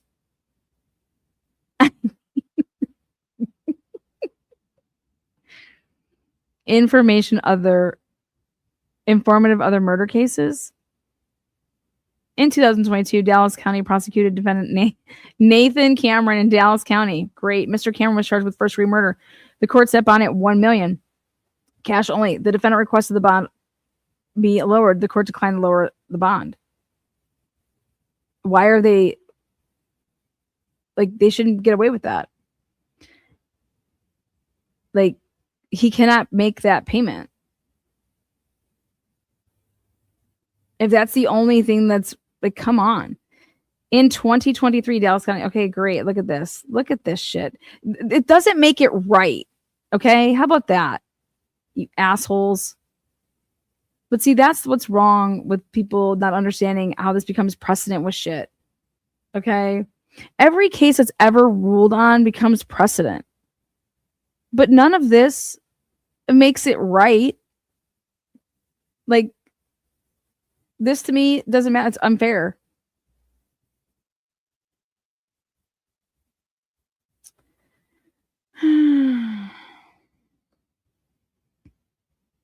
Conclusion. In considering the proper amount of bond, the court is to consider all available information High bail amounts in the millions of dollar range are upheld in murder cases, reflecting substantial concern for public safety and flight risk. The fuck she is. I am sorry, but I'm not concerned with this woman at all being out into the world. Sorry, I'm not. Based upon the defendant's circumstances, and what are those? Based upon the defendant's circumstances, what circumstances? The state respectfully asks the court to deny the defendant's request. Oh, what you just wrote up there? Based upon the above circumstances, you mean? Like, what? I mean, who's getting jobs nowadays? These people, whoever this Mark dude is, or Matt Schultz is a fucking idiot. And I'm going to call him and let him know he's a fucking idiot.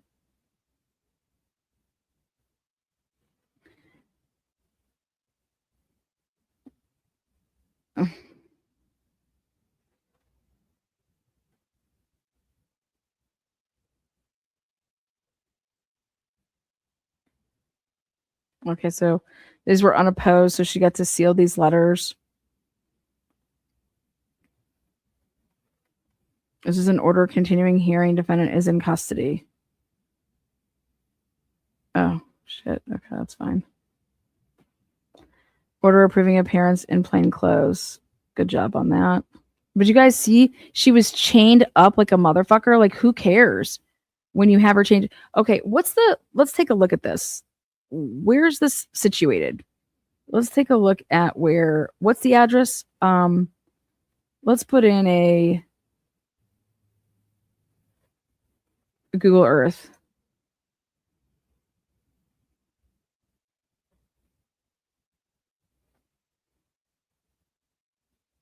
What was the address that they put on there? 555. What was it?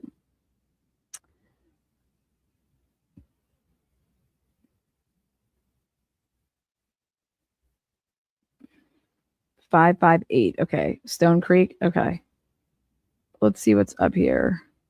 Where the hell did I just put that shit? God damn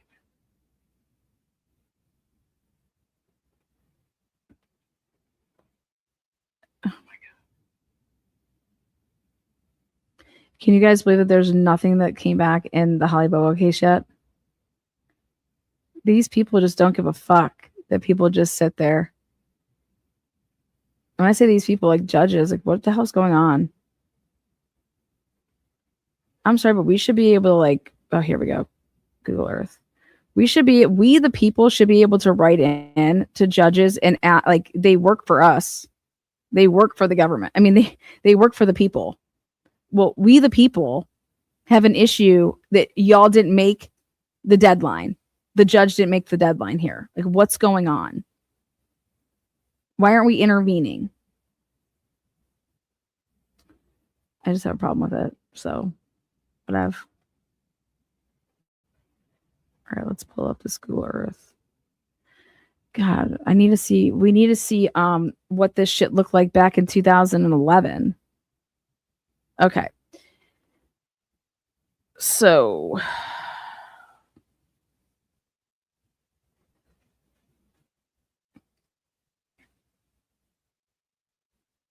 I don't know, maybe DB, did you already do a map? I didn't even think to ask you if you already did a map. 55, did you say 558 or 585? 558. Damn it.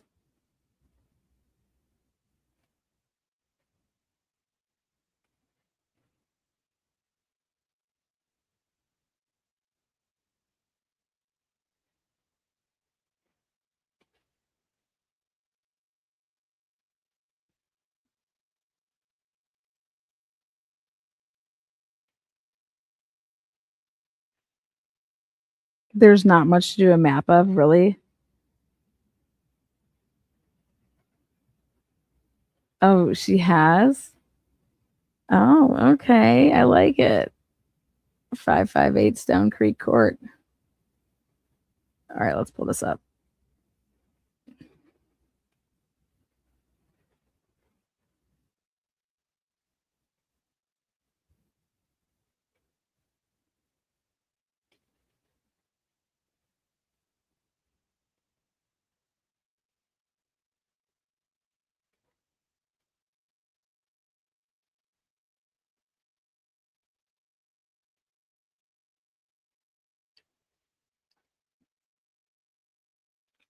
What's going on here?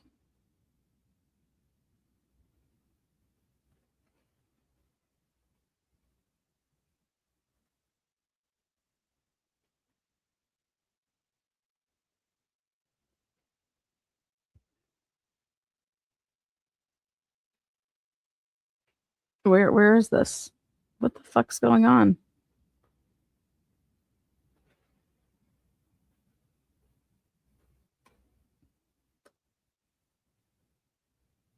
There we go.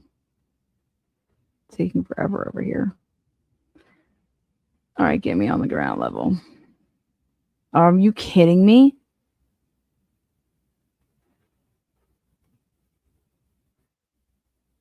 You gotta be shitting me.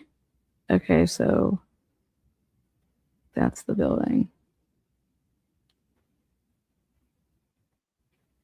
Shut the fuck up.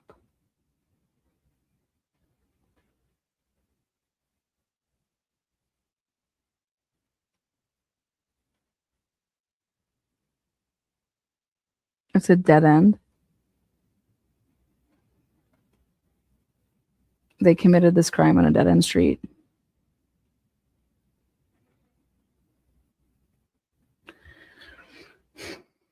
Okay, let's see.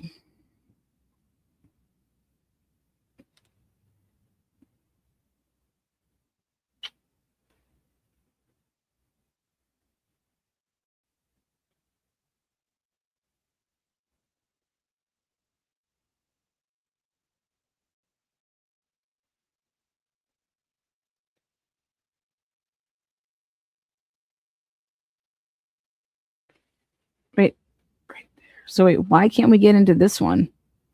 They got to Google Maps before, like, to not let us get in there.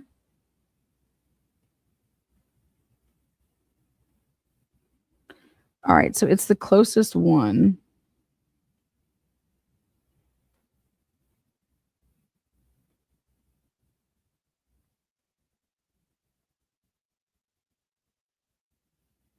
Interesting. All right, where'd these people live?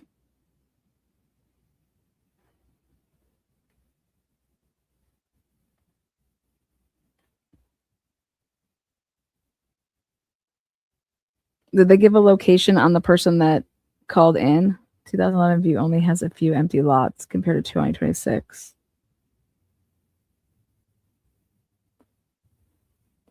What was the date of the builds of these townhomes?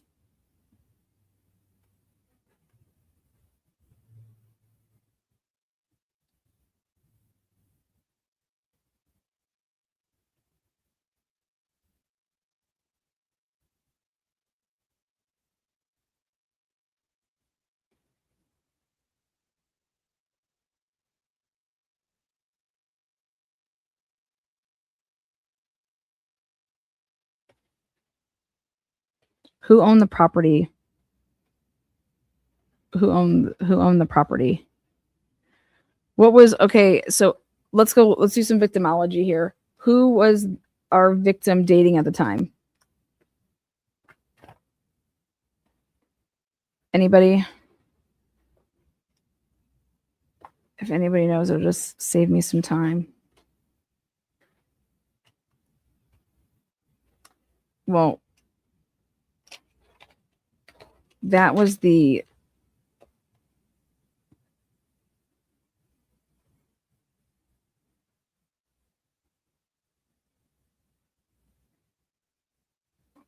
so Ashley Okland, 27. And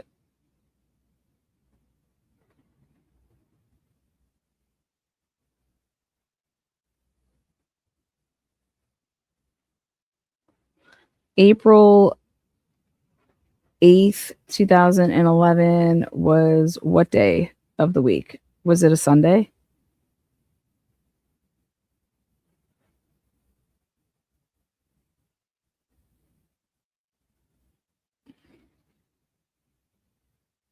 Rutland Homes. Let's see what type of financial situation Rutland Homes was in.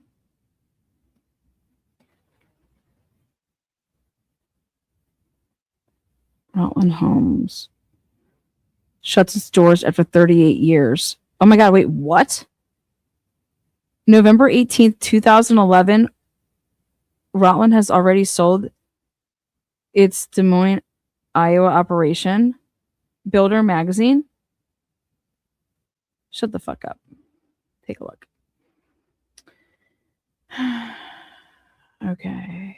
No way, motherfucker.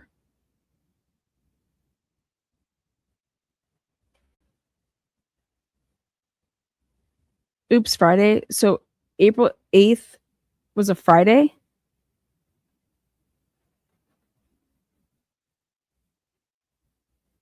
It's really important the day of the week that this happened on.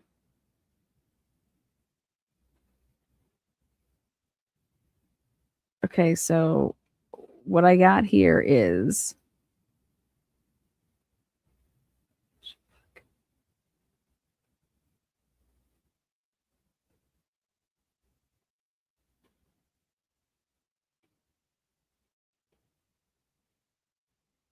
oh boy.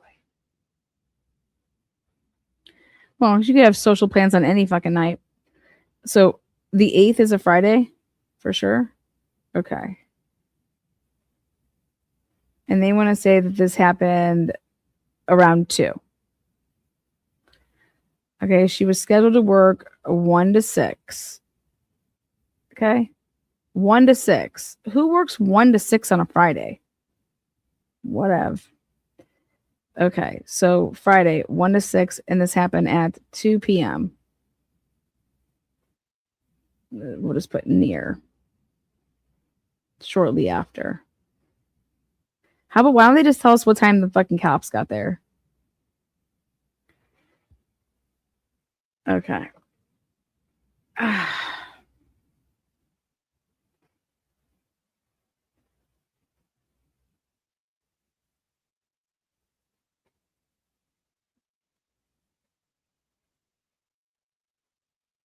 I can't believe this.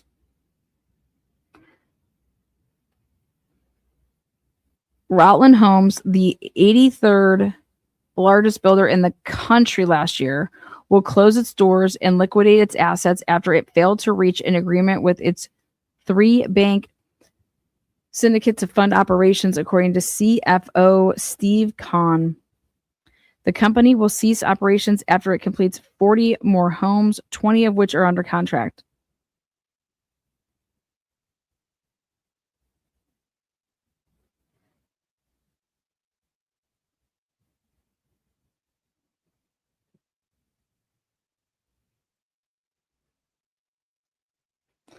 Holy shit. According to a November 10th lawsuit filed by Ramsey County District Court, Rutland owes 3 lenders nearly $29 million. This is an article that was written the same year of the murder. November 18th, 2011.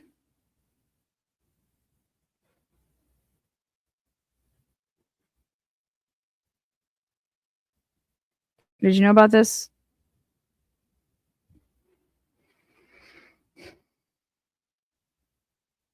Eat a bag of dicks. Are you telling the truth here? Ashley was dating Jeremy Banks, local sheriff deputy. What?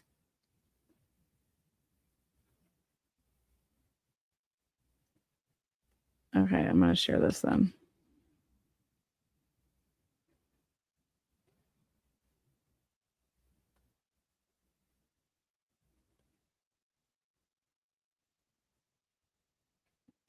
Here it is.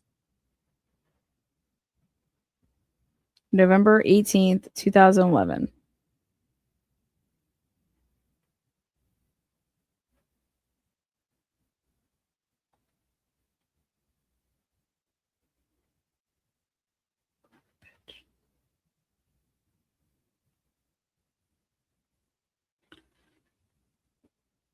See,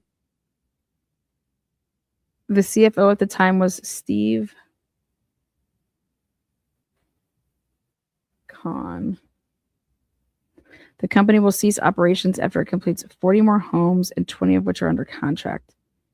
Now, Roseville, Minnesota based Rollin, one of the industry's leading builders of attached for sale homes, was unable to interest other lenders in funding its operations and couldn't find a buyer for the company. According to a November 10th lawsuit,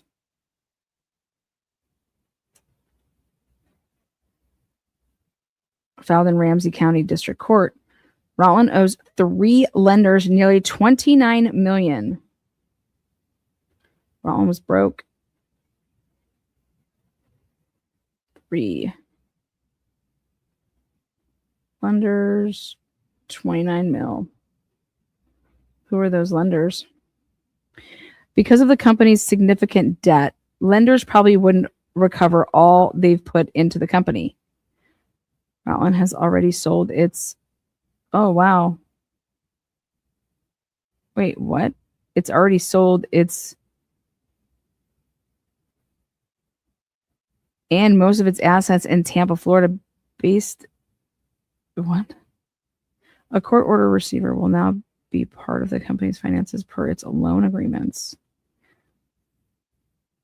So prior actually to November 18th, a mainstay of the Minnesota market. Oh God, wow, okay. So this is actually prior to November 18th. Prior to November 18th, when this was right here, Rollin has already sold its holy shit operation.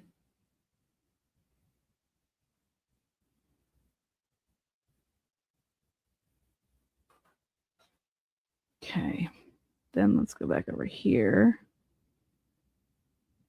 The company's finances were complicated. Or what?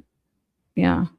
By a business model predicated on attached housing, which made up 284 of its 334 sales in 2010. Lenders were unwilling to speculate on the sale of attached properties, which often requires the start of construction before all the units are sold, which is consistent with that building. Those townhomes. So they were doing townhomes. And those are all attached buildings. So you have to build them all.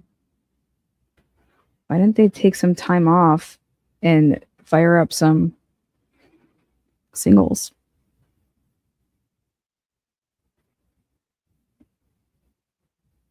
Moreover, land the company bought 5 years ago has lost so much value, there's no equity left. The land has lost value to the point where the bank's loan to value could not support the debt. That's interesting. Ooh, right there, 2008. That was the crash. That's why.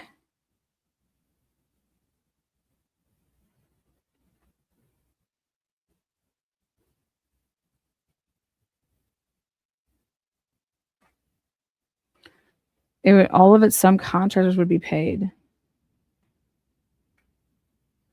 Rotland's focus on townhomes and condominiums helped the company become the largest home builder in Minneapolis in the mid-1990s and one of the largest builders in the entire country. How do you fuck it all up then?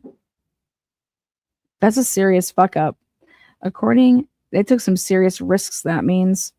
According to our Builder 100 list, Rutland was the 40th largest home builder in the country in 2002, a high watermark for the company. Rutland closed 1,641 homes that year. $319 million in sales. Who gives a fuck about their sales? What was their expenses on that $319 million? The company was founded in 1973 by, there we go, Dave and Roy. There we go, Lund. That's how this happened. Rot. They took half of Rot and half of Lund. Rot, Lund.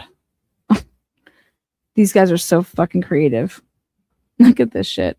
Half of Rot, half of Lund. Half of Rotter and Roy Lund. What names, man. Roy Lund.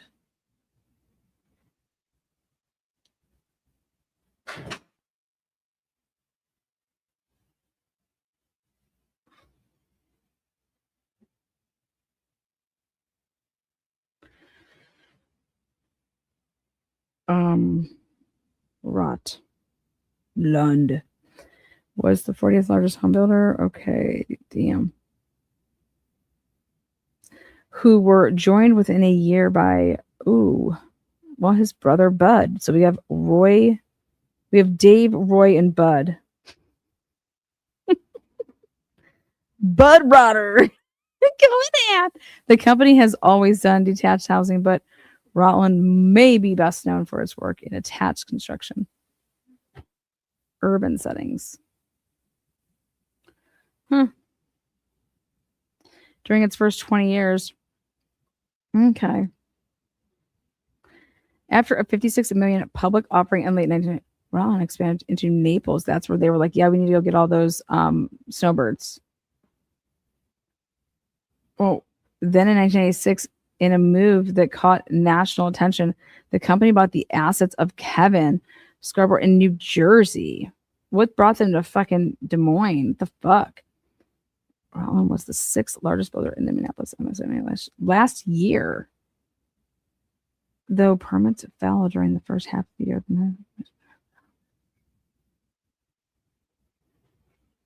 Home prices have established.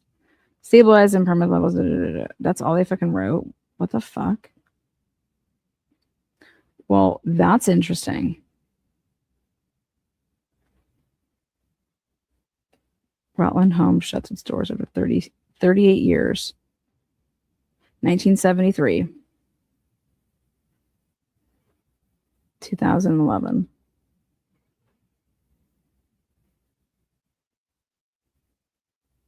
Yep, 38. Okay, and then what did Suge Tits work for? Lana, disregard who I said about who Ashley was dating. No shit, Sherlock. Where does it say? Okay, who was that?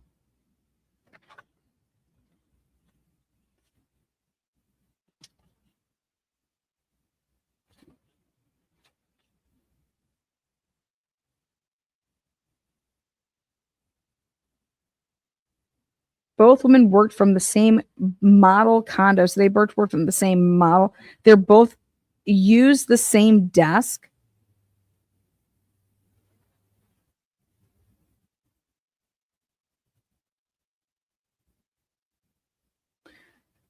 The witness who called 911 initially reported that the coworker was in distress, not Miss Okland. The witness did not even know Miss Okland by name at the time. Both women worked from the same model condo, used the same desk, and displays with both of their business cards were at the scene. Yet there was no testimony given before the grand jury discussing whether the killer came looking for Miss Okland or for this similar-looking coworker.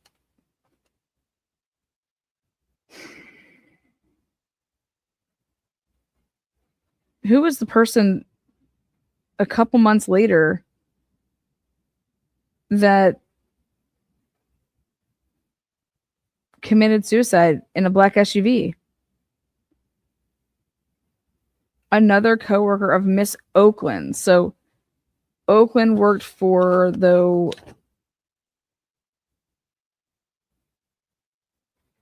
what was the name of who she worked for again?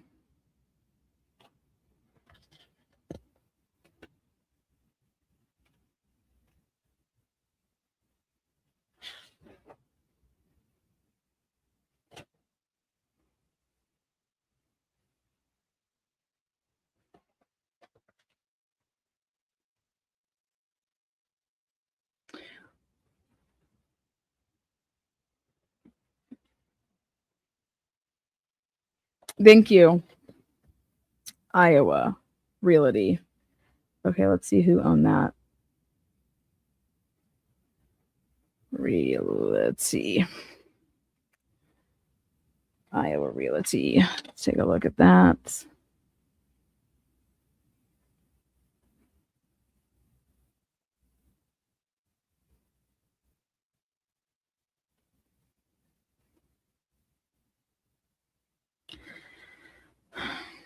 Iowa Realty. Okay.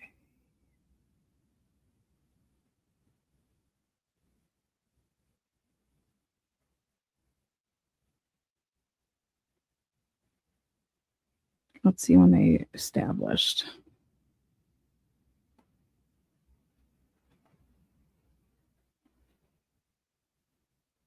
It was founded in 1952.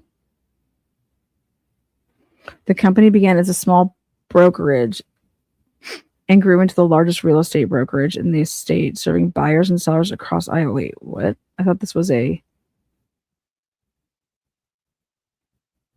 This is the Knapp family.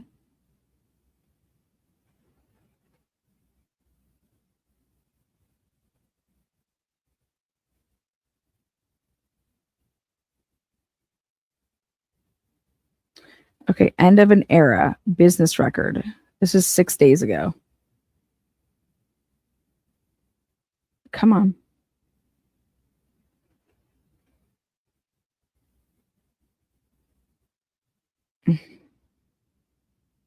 This was written in February of 2016. Iowa Realty Company, Inc. has always been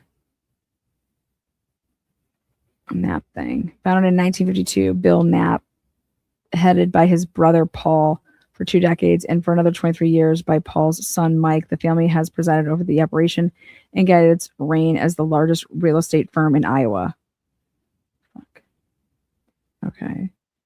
All of that changed in November when Mike announced that he would take a role as chairman and turn leadership of the company over to a public accountant and a marketer. Neither one named Knapp the last name. Mike is at ease. I can't think of anyone else who has been more home. Okay. Okay, that might not matter, but can make me but just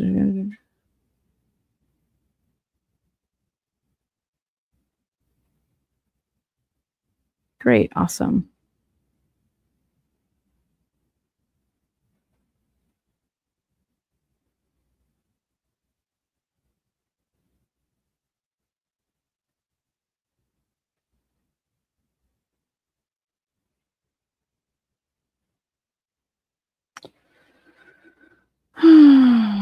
Okay.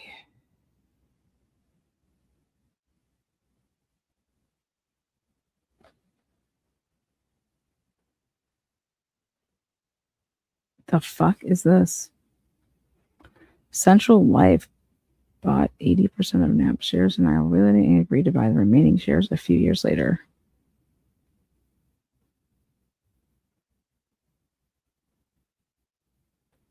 In the early 1980s, with interest rates chewing up home mortgages and the farm crisis looming, Knapp decided he needed a partner. He found it in good friend Roger Brooks.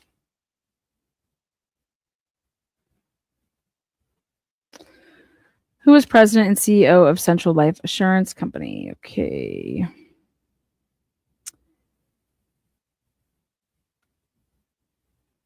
Brooks had a vision for a financial services enterprise focused on home ownership. With Iowa Realty, he had a company that was already buying land and developing lots and building homes for its agents to sell. As he suggested, Bill was focused on buying land and banking it. He points out that Paul and Mike worked hand in hand building up the company. They were both top sellers in their day, and they were astute businessmen in what would appear to be the true vein. Yep. They were acquiring other real estate companies, so they were fucking, merging shit.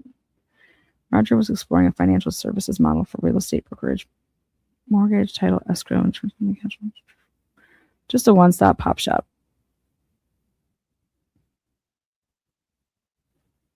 By the late 1990s, Brooks had decided that real estate, financial services, and the insurance business were not a good fit. He decided to rid his company of all of its non-insurance businesses and put home services in Iowa Realty up for sale by the late 1990s. Iowa Realty observers say that Mike Knapp had a bulldog mentality and determination to preserve the company. And as with many things involving the company, there is a good story to tell about how he kept Iowa Realty from becoming just another franchise operation of a national company. Central Life had met with the ownership of ERA Realty. Knapp didn't want Iowa Realty to become an ERA franchise. I didn't believe that was the right branding for Iowa Realty, he said. Instead, Knapp pursued Brooks to let him talk to Mid-American Energy Company. Knapp had met Alan Wells, then Mid-America's chief financial officer, through Mike's brother William Knapp II, who was working on a commercial brokerage deal with Mid-America at Hub Tower in downtown.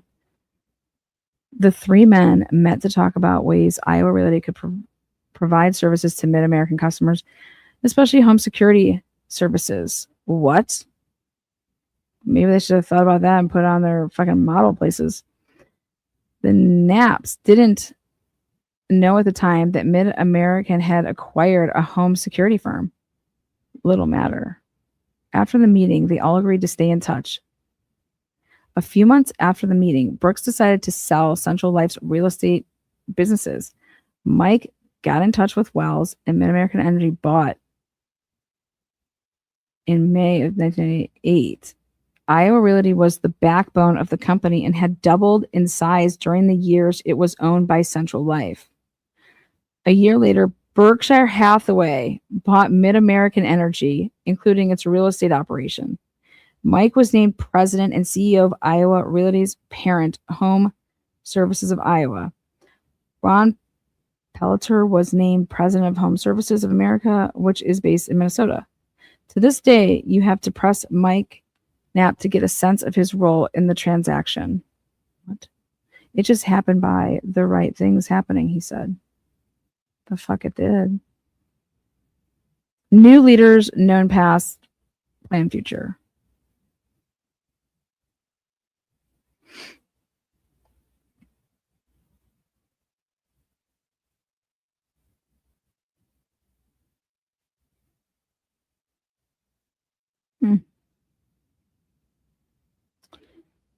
They totally skipped the era and they just jumped to Iowa Realty had its fourth best year for sales in company history in 2015.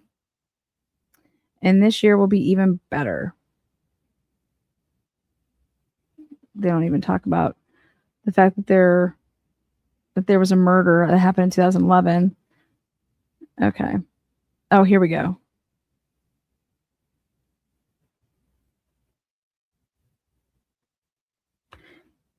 In 2006, Brennan Buckley leaves the group, joins Iowa Realty as marketing director, Buckley named vice president. And then there's a big gap. 2007, 2014. It's like, we don't want to talk about those years. Then November of 2015.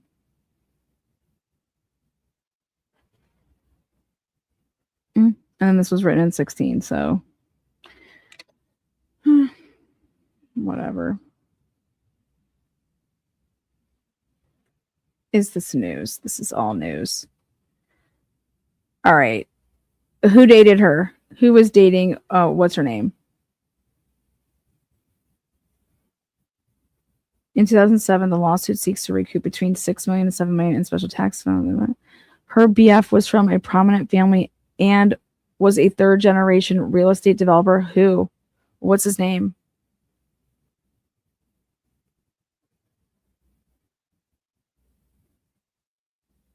Like, how wouldn't he be considered suspect 1-y?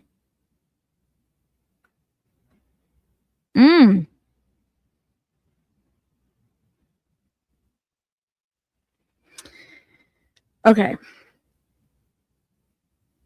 Jason Hatcher, law enforcement officer from the West Des Moines Police Department. He testified.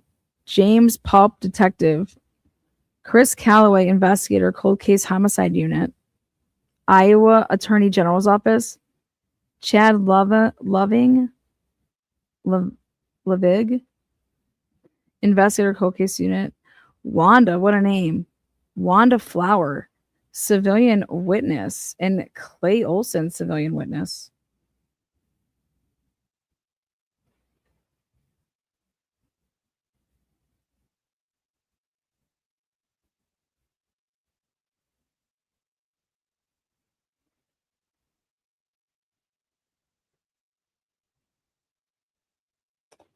Eric Grubb is a commercial real estate developer. He's a third generation developer who founded Solid Ground LLC, which has developed hundreds of residential lots across central Iowa since 2004.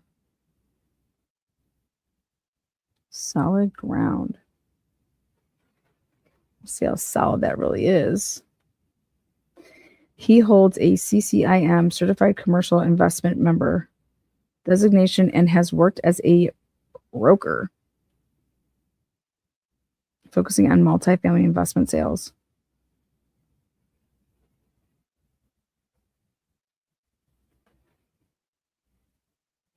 What a name. Eric Grubb. I'm sure he was interviewed, right? I mean, what the fuck? Let's type one more thing in.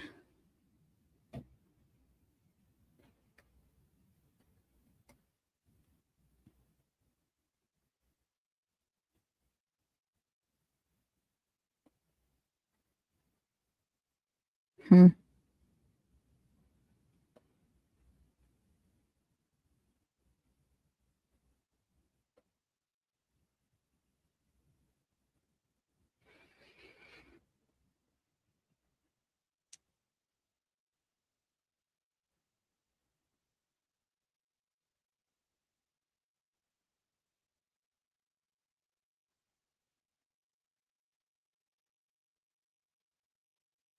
Come on, go, go, go, go, go, go, go. Okay, here we go.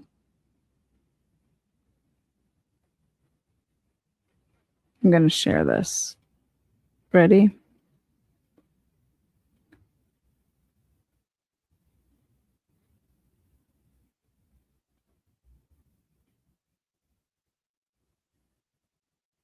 Okay. Eric Grubb, CCIM.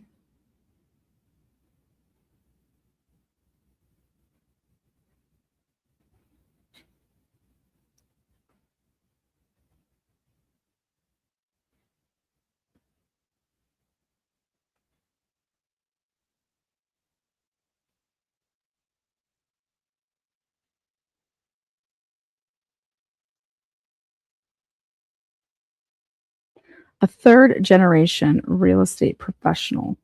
His family has been a leader since his grandfather. Growing up within the industry established a strong foundation of knowledge and contacts, as well as valuable examples of ethics and ambition. Eric is also co-owner of New Blood Development. When was that? When was New Blood developed?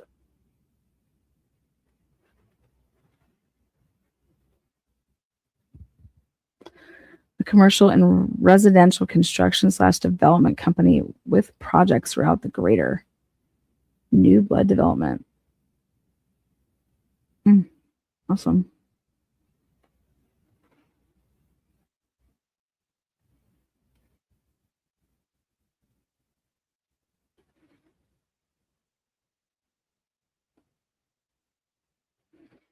Very bizarre.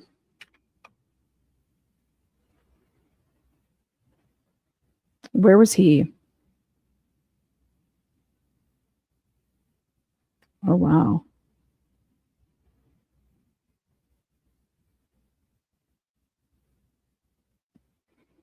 So fucking sad. Oh my God, she died on her birthday? Hello? What the fuck?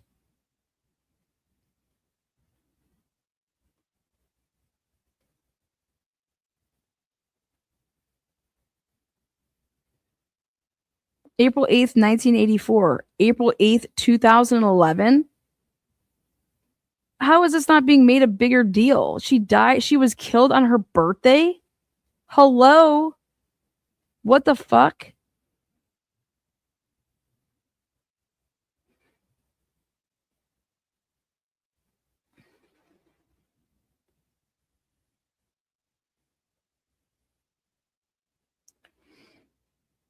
Ashley, 27, officially became an angel on Friday, April 8th, 2011. Visitation will be held Tuesday, April 12th. Wow, so sad. That's crazy. A celebration of life will be held at 10:30 a.m. Oh my God. A burial will be held in. Ashley was born on. Wait, what?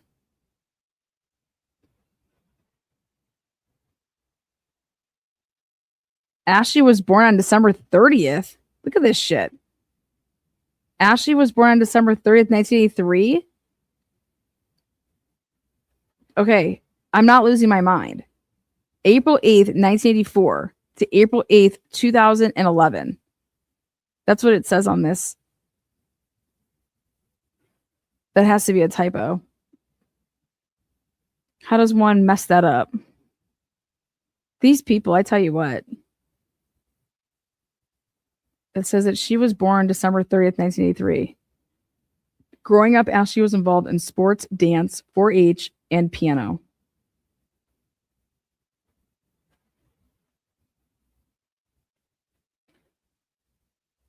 She graduated in 2006. A transplanted country girl at heart, she lived happily in West with her hun,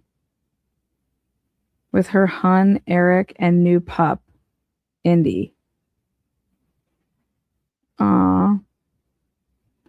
Above all else, Ashley loves spending time with her family and friends, always on the go. Most realtors are.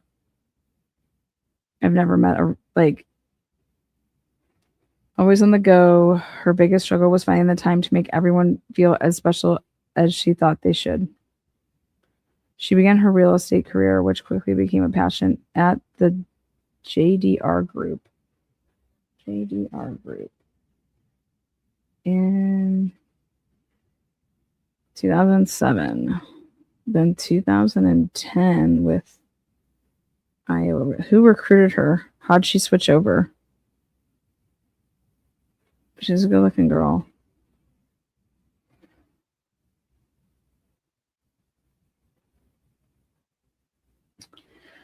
And became in 2010. Actively involved in numerous of charities and organizations.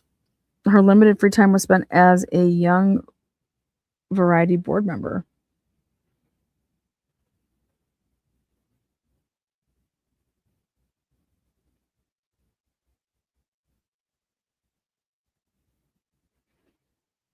Big sister.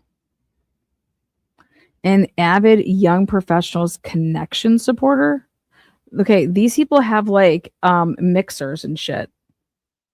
I dated a realtor. Fucking A, man. They're just always partying it up.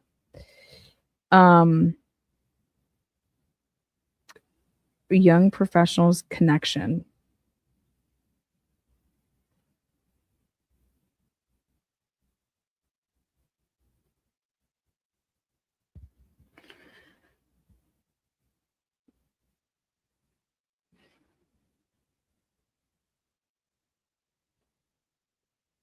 Always the event planner. Oh, golfing. The Legacy. Is that a country club over there? The Legacy. A beautiful girl inside and out. She'll be missed terribly by all those who've been fortunate enough to know her, as she is survived by the love of her life, Eric. Did he ever do press conferences or anything? Would somebody please come forward? Sister. I know her brother talked. Grandmother. 10 loving aunts and uncles, and 33 cousins. Ashley was preceded in death by her grandfathers. The family would like to thank all those that offered their love and support during this extremely difficult time. Ooh. In Love Flowers, contributions can be made to the Ashley Okland Memorial Fund.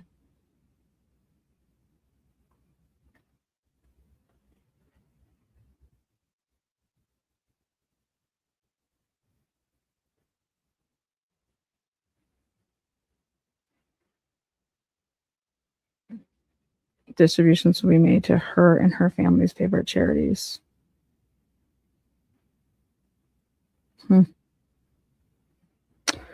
We are so very sorry. God bless you. That was April 14th. Tim and Cindy. Nancy Moore, friend of mom. Pam. Lori. I worked with her mother. She worked at the ISU athletic department. Her mom did. Deb and family of Ashley, my deepest heartfelt sympathy to the measures are going through. Damn. Look at this. So sorry to hear of your daughter's sudden death. More like her murder. She was murdered. That's it. Only 4 people fucking wrote on that page. And they got this wrong. Very bizarre. How bizarre. All right.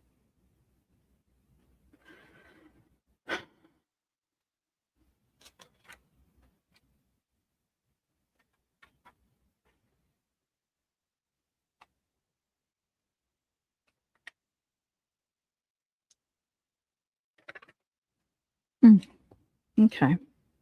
Well, we have lots to review, lots to look over. So, Ashley, just so you guys know, remember, realtor, shot and killed for apparently no reason. No reason. On April 8th, 2011. Just after 2 p.m. while she was working a 1 to 6 shift at the townhome where she had like this model office on a Friday. She was shot with a pistol, they believe, that held 38 caliber cartridges. And the person that heard some shit didn't report hearing gunshots, but reported hearing thuds, like crashes. So very just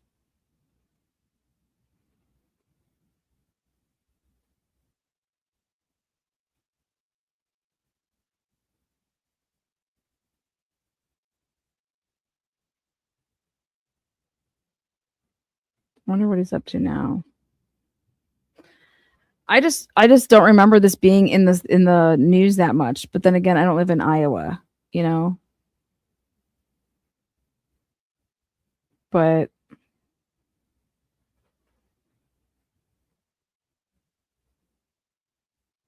the other thing I'm super confused of is like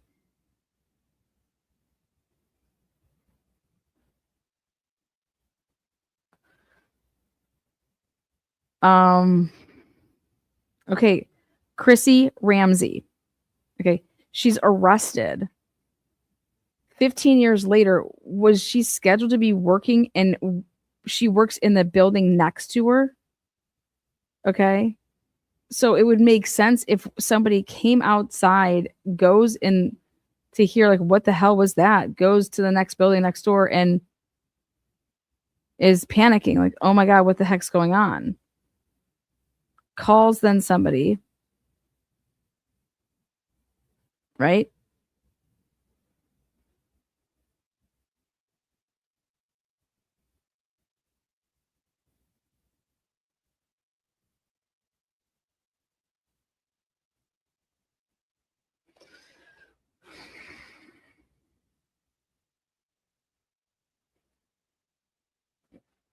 I just think it's crap. Why the fuck didn't they arrest her in 2011? Like, there is nothing new. There's nothing new.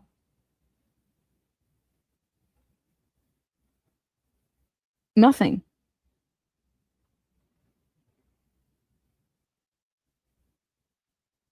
Fucked up, if you ask me. Well, let's take a look at what's going on in West Des Moines. Is anybody... Des Moines.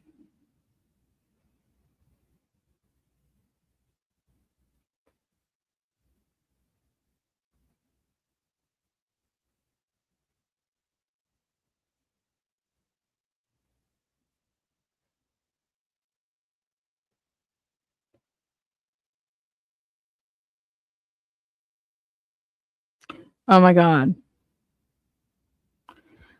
West Des Moines voters recently elected Finette Elliott to fill the at-large city council seat in a runoff election held on March 17th, 2026. That's the same day that she was arrested. This is the West Des Moines City Council at-large seat election. Oh my God, somebody did because of that. No. This seat was created after State Senate Renee Hardman stepped down from the council to take her new state legislative role in the February 17th special election. February 17th special election, 3 candidates ran. Shade Clayton, Elliott, and Catherine Harrington. No candidate won a majority in the first round, so a runoff was held between the top 2 finishers. According to Polk County unofficial results, Elliott won with about 61% of the votes, while Harrington received roughly 38.5%.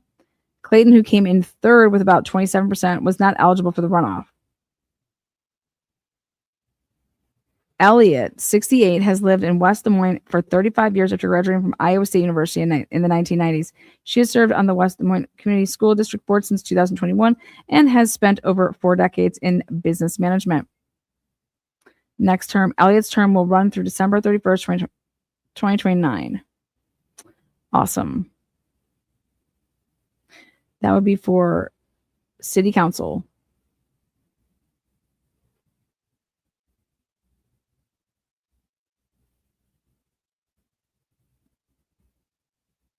This was a 3 candidate for February 17th special election for an at-large West Des Moines City Council seat. Oh my God. On the same day they fucking arrest this woman.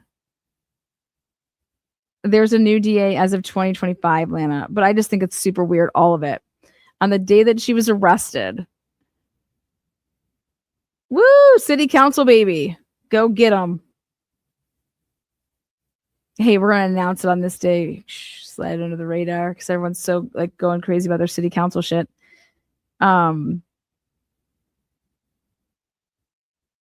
Let's see. Thank you, Sassy. I appreciate that. That's very kind. There's a new DA as of 2025. What's the DA? Who's the DA? I gotta take a phone call. God damn it. You're welcome, Jacob. Jacob said, thank you for covering the Ashley Okland case. You're welcome. I think it's just very... So a woman that works in the next building decides to, okay, hey, I can do it now. You want me to just go shoot her? Just shoot her. Shoot her twice. Did Ashley get the job Kristen wanted? They did 2 different things. They worked for 2 different companies. That's the other thing, is that they worked for 2 different companies.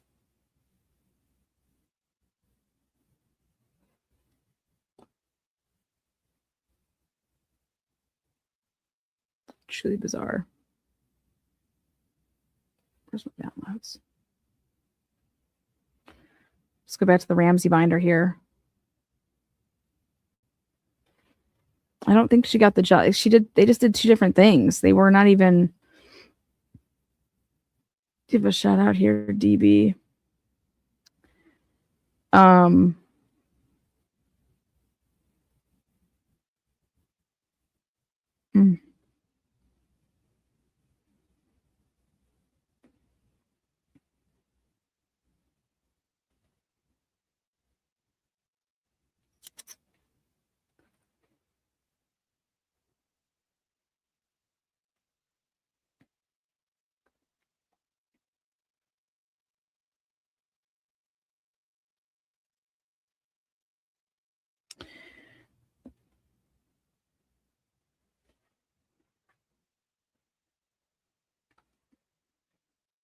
The parties are available to appear for the motions hearings on April 8th, 9th, and 10th accordingly. She just wants one of the dates. Accordingly, Ms. Ramsey respectfully asks the court to continue the motions hearing to one of these dates. Wherefore, Ms. Ramsey does not oppose the state's motion to continue the given agreement between the parties and requests the court to approve the proposed order to appear in plain clothes and set motions hearing for April 8th, 9th, and 10th, and grant any other relief in her favor that this court deems appropriate. God damn.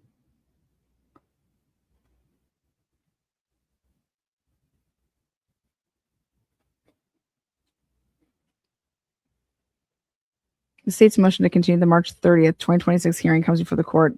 The motion does not indicate whether the motion is resisted. Consequently, the defendant shall have until March 26th, if we're 30, to file a responsive pleading. Motion to continue. Comes now the state of Iowa by and through the... Okay. A hearing was set for the defendant's motion for bond review for March 30th. Why did they need to... Assistant Attorney General Scott Brown, see right there, has filed an appearance in this matter. Why is the Attorney General? What the fuck is going on? Assistant Attorney General,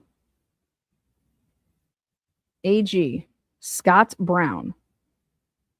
Wait, Scott Brown? Oh, guess what you can do in Iowa? You can depose people.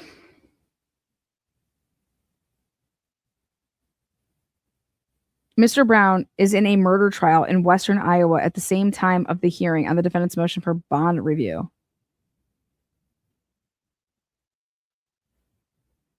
Oh God, what the fuck did I just do? Oh boy.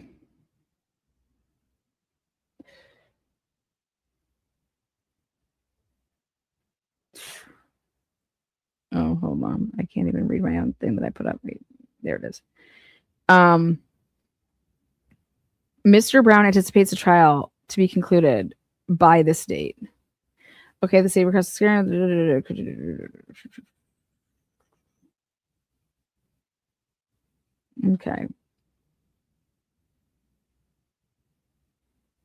Scott Brown. I think that's what's his name. I gotta send it. Okay, what is this? Up to the maximum of 5 electronic devices. You are not getting in here with more devices than we're allowing. Ms. Ramsey's motion for order to appear in plain clothes. I mean, how many times did we talk about this? She's appearing in plain clothes, okay? She's allowed. She did, but they fucking chained her ass up. It's just like, what? Like, chained her ass up. Like, ridiculous. Order granted request for spam coverage. Okay, great. Order to correct Scrivener's error on true bill indictment. Hereby correct and should say Kristen Ramsey. What did they put her in as? What did they put her in as? Wait. Filed on March 17th, 2025. Wait, what? I thought this was just filed. Why did I think this was just filed? Am I losing my mind?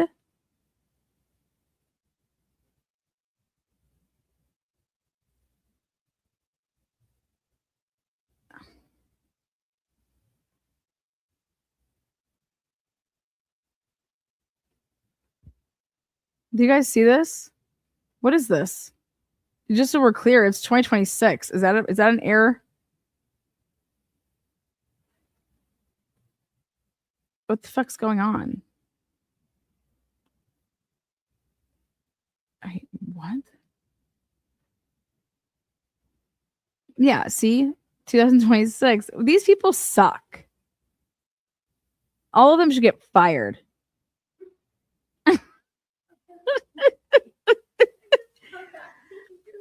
I want everyone fired. I want everyone fired for everything now. 2025 is when they started their cold case unit. Well, their cold case unit is pathetic. They need to be all fucking fired. Okay? Get excited for a cold case being solved. And I'm like, please help me. Exactly. This is pathetic. You guys, a cold case unit, normally like new evidence would come to light, or like, hey, let's go back. So let me get this straight. You guys wanted to arrest this woman because what she said in 2026 did not match what she said 15 fucking years ago? You got to be shitting me. You guys, that is not evidence.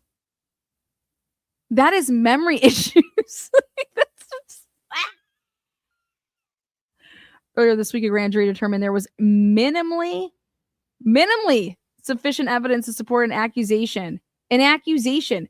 So minimally an accusation to indict Miss Ramsey, and it's a $2 million minimal accusation. Get the fuck out of here. Suck all my nips. Undersigned counsel has been informed that law enforcement has applied or will soon be applying for a search warrant to seize and search Miss Ramsey's phone. I would say, fuck no.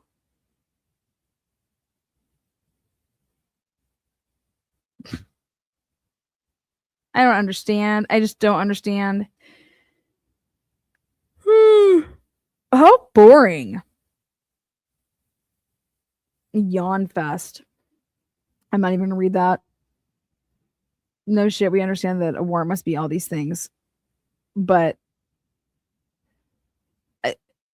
how the fuck can her cell phone possibly have any evidence of a crime that was committed in 2011? That should be denied on its face. Was like,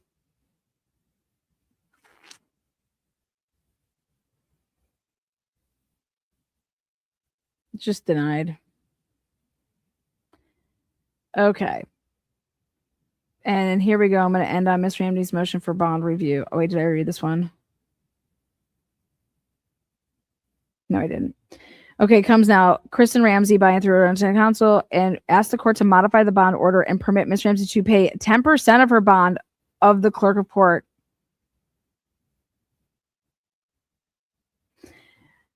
The state of Iowa convened a state grand jury comprised of 7 members of the community in a secret and confidential proceeding with the sole purpose of determining whether sufficient evidence existed to establish probable cause for an indictment. I hate this shit.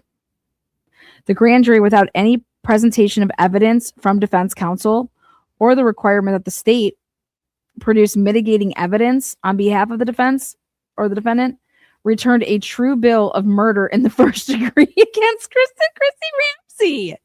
She is currently being held at the Dallas County Jail. At her initial appearance, Miss Ramsey was given a $2 million cash bond. I mean, who the fuck would set a bond for $2 million on a 15-year-old case, 15 years old, and with off of a fucking grand jury indictment? The judge did not explain his judgment or exercise of his discretion. Miss Ramsey, like virtually every other person in the state of Iowa, is unable to post this bond as evidenced by her indigent status. However, there are reasonable, less restrictive alternative conditions that will unquestionably ensure her appearance and preserve the safety of the community. Those conditions are as follows: an unsecured bond in the amount of $100. I think she should be out on her own recognizance. This is insanity. I don't even think she should have to pay this. We are innocent until proven guilty. You want to hold me? The state should have to pay. You want to hold me? The state should have to pay. Give me a break. Pay 10% of the cash bond to the clerk of court. Is it 10% of $100,000? Or is it like what? GPS monitoring, curfew, voluntary turnover passports, if any. Like, what the fuck? Most criminal defendants are presumed to be released on their own recognizance. Look at me. Look at that. There. The Iowa Code provides in part all defendants are bailable both before and after conviction by sufficient. Like, these judges need to all be fired. I want to just know why you're holding her on $2 million on this shit. The statute gives the court broad discretion in crafting release conditions that ensure an accused appears for court, period.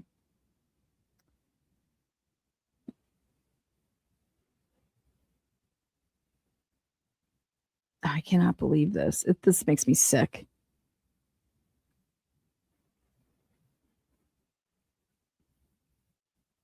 What the hell has she been up to for the past 15 years?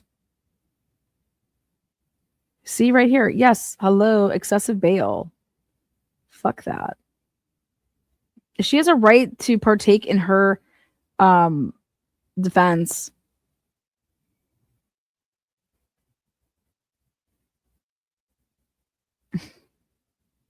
This is pathetic. Look at this. Unnecessary and unfair pretrial detention impedes preparation of a defense. Incarceration hinders the defendant's ability to gather evidence, contact witnesses, and or otherwise prepare for her defense. Because guess what? I mean, she's going to... In Iowa, it's such a big thing. Like, you get to depose people just like Florida. And you get to have a right to be in those depositions. Okay? She deserves... Yeah, would she be able to come out of jail to go do that? Yeah, but she should be in preparation for that. If anybody knows that day or anything, like she knows these people, with she can jog the memories of any of herself, of these other people. Like, this is nuts. So in both search warrants, they found substances and guns. Yeah, and none of them matched anything that has to do with this murder. And substances? What? Weed? They found weed in her house. They found it has nothing to do with shit.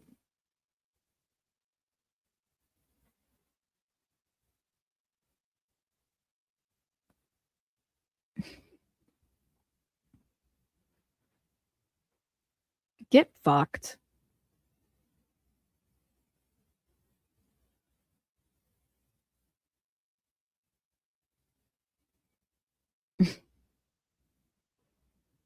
The court has not yet applied the It is not clear from the order how exactly the judge calculated the $2 million. That's what I think's wild. How? These motherfuckers can't even tell you what happened. This is a 15-year-old cold case. During that time, law enforcement has reportedly received thousands of leads, sifted through multiple alternative suspects, and presumably have amounted a plethora of information in this case that will be disclosed to undersigned counsel. That was a big part of like the hearing that they have. Like, there's just a lot of discovery because there's 15 years worth. I'm like, but they didn't do shit. It will be next to impossible for Miss Ramsey to assist in her own defense and help recreate this case 15 years after the fact if she is behind bars.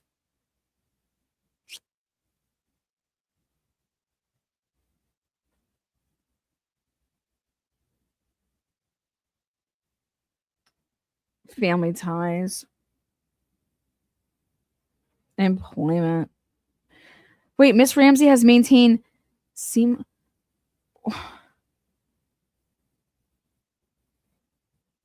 Oh my God.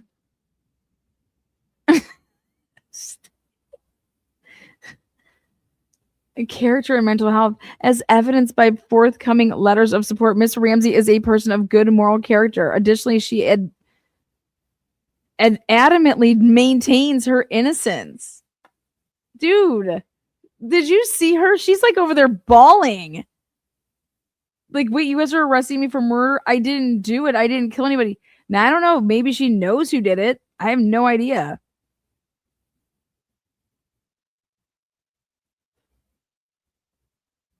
You know what they found wasn't shit. Because why? Because if anything, the cops would be screaming to what? You know what they found wasn't shit. Oh yeah, it wasn't shit. It was definitely not. They found nothing.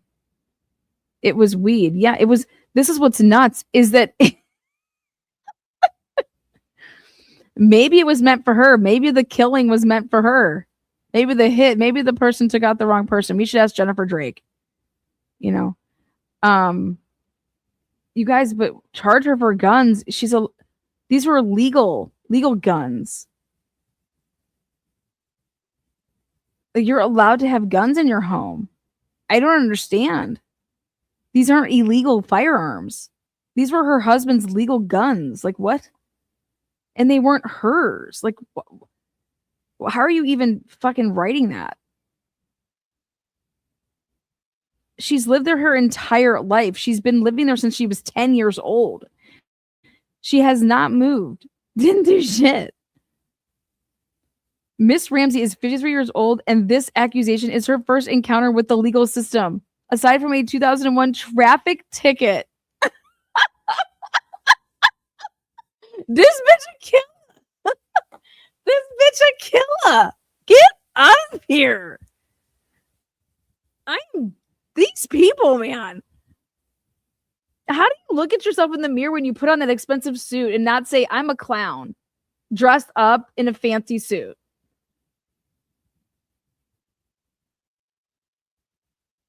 God damn. Every morning, everybody should factory reset their phones. How many people wrote letters? 70? Record of court appearances. Given the lack of history, Miss Ramsey has no record of failing to appear in court. No evidence in this case established that she posed a flight risk. Oh my God. Miss Ramsey does not object to being supervised by a pre-trial release officer abiding by a curfew. She's over here saying, you guys can put a GPS locator on my ankle. I would tell them to shove that GPS locator up their fucking asses. What's wrong with you people? You guys, but why now? Why did they arrest her now? They could have made this arrest 15 years ago on this same bullshit. Because they need to have their cold case unit stay intact to probably get to continue to be funded, and we have to have some victories. That's what I see coming on. The cold case unit was just put together in 2025. Let's look into that. Let's get into the federal funding. Who was funding this 2025 cold case unit? What was the budget for this shit? This shit's about to be cut, which means our jobs go. So we better find something in order to keep our jobs. So who the fuck are these people? Cold case. Hey, I got to keep my job. So we need to pick one of these cases and solve it. Aren't they supposed to be working cases that have DNA and give it to Othram and shit? That's many people that are helping you guys solve cases. Unbelievable. Just unbelievable.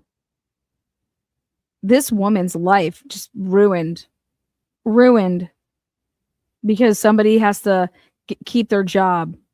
Fuck off all the way. To hear that somebody that was a coworker of hers committed suicide 2 weeks after this, or 2 months after this, or a couple weeks after this, and then another person attempted suicide after this. You know, I heard the real estate business is really stressful. I mean, it's just all commish. You better sell, bitches. Her posters. Yeah, they should have taken her posters in. I want to see those posters as evidence. I want to see Tupac Shakur hanging from the rafters. Okay. I have a poster that says, we can't even say it probably online.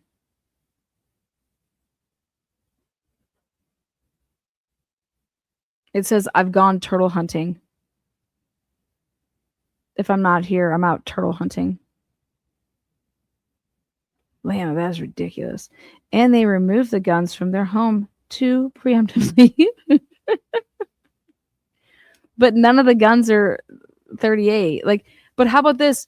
Why didn't you guys test any of these people for gunpowder residue on their hands? Or did they? Where's the GSR? Then why didn't you go into their vehicles and test the vehicles that anybody that worked for that company? I mean, what? This would kind of seem like a hit to me. Because you didn't hear anybody scream. Nobody screamed right before, like, somebody just popping in the place. And somebody pulls a gun on somebody. I mean, I guess you could just freeze up.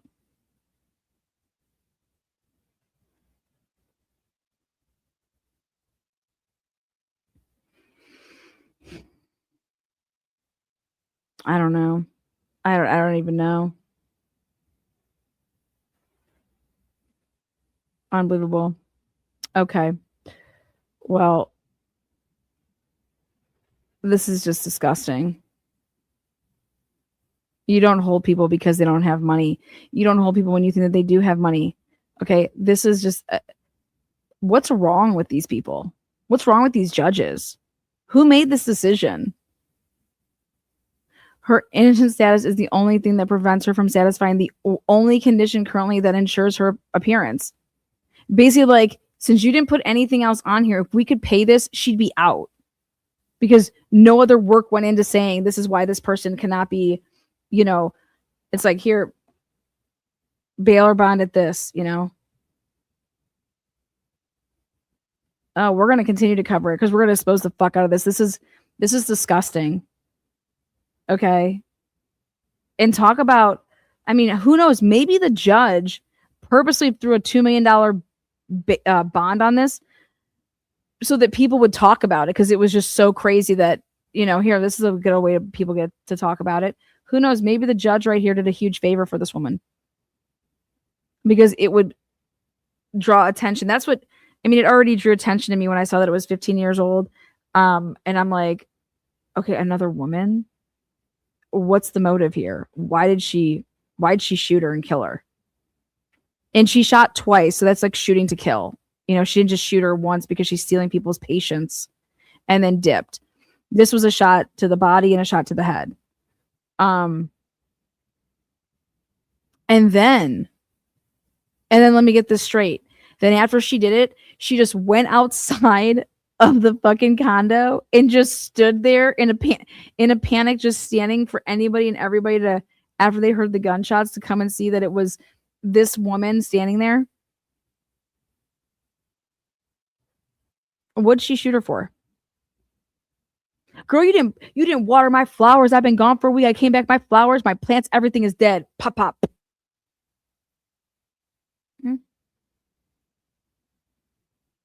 The prosecutor said they don't even do GSR in their labs anymore because it's so inaccurate at the hearing. And you know what? It is. It is so inaccurate. Guess who's in prison because of it right now? Sheldon Jeter Jr. These fucking assholes in Pennsylvania. It's disgusting.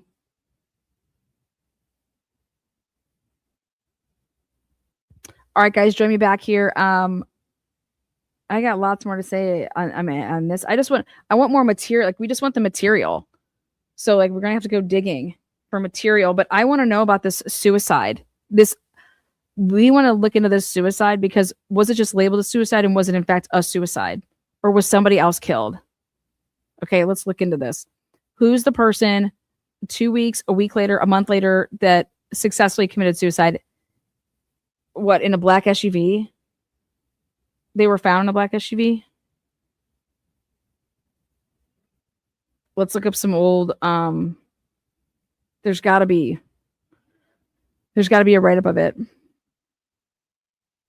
Minutes later, all eyes, she went and got a male coworker to see what was going on with her. Yeah, but did she get him or did she call him on the phone? Like, what's the true story?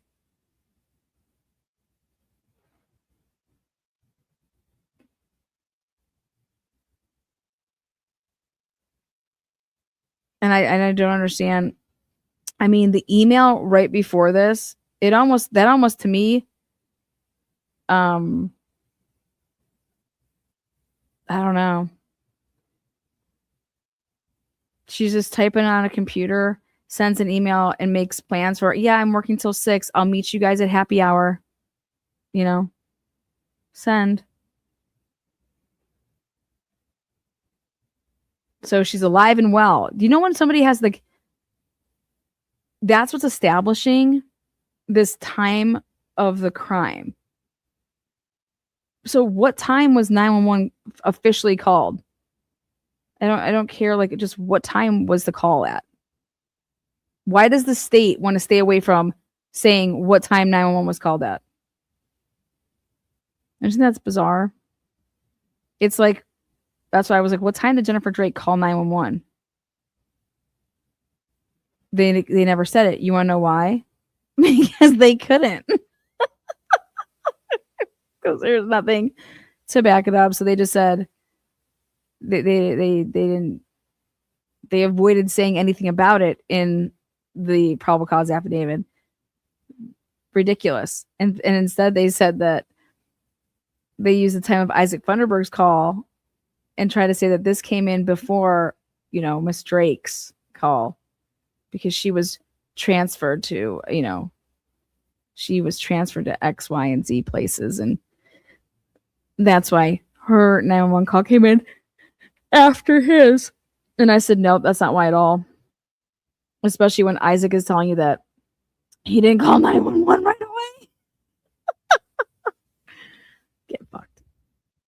But hey, I mean, these cops, like, do they seriously just, they don't care? These prosecutors, they just don't care about the truth.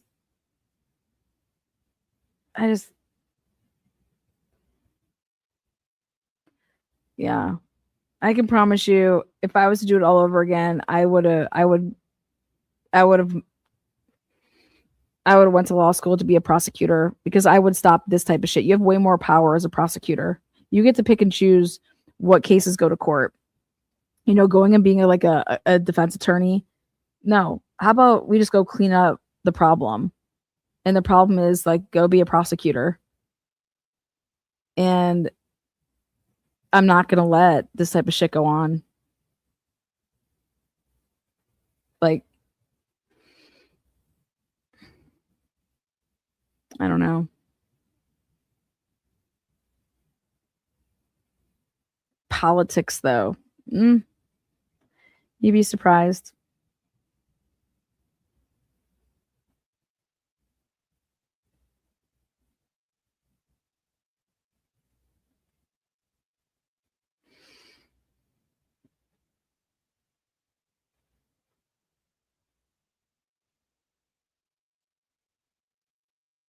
All right, guys, we'll see you back here on the next one. Peace out. Fair trials and justice. That's what we want for the victims and the defendants. Fair trials, truth, justice.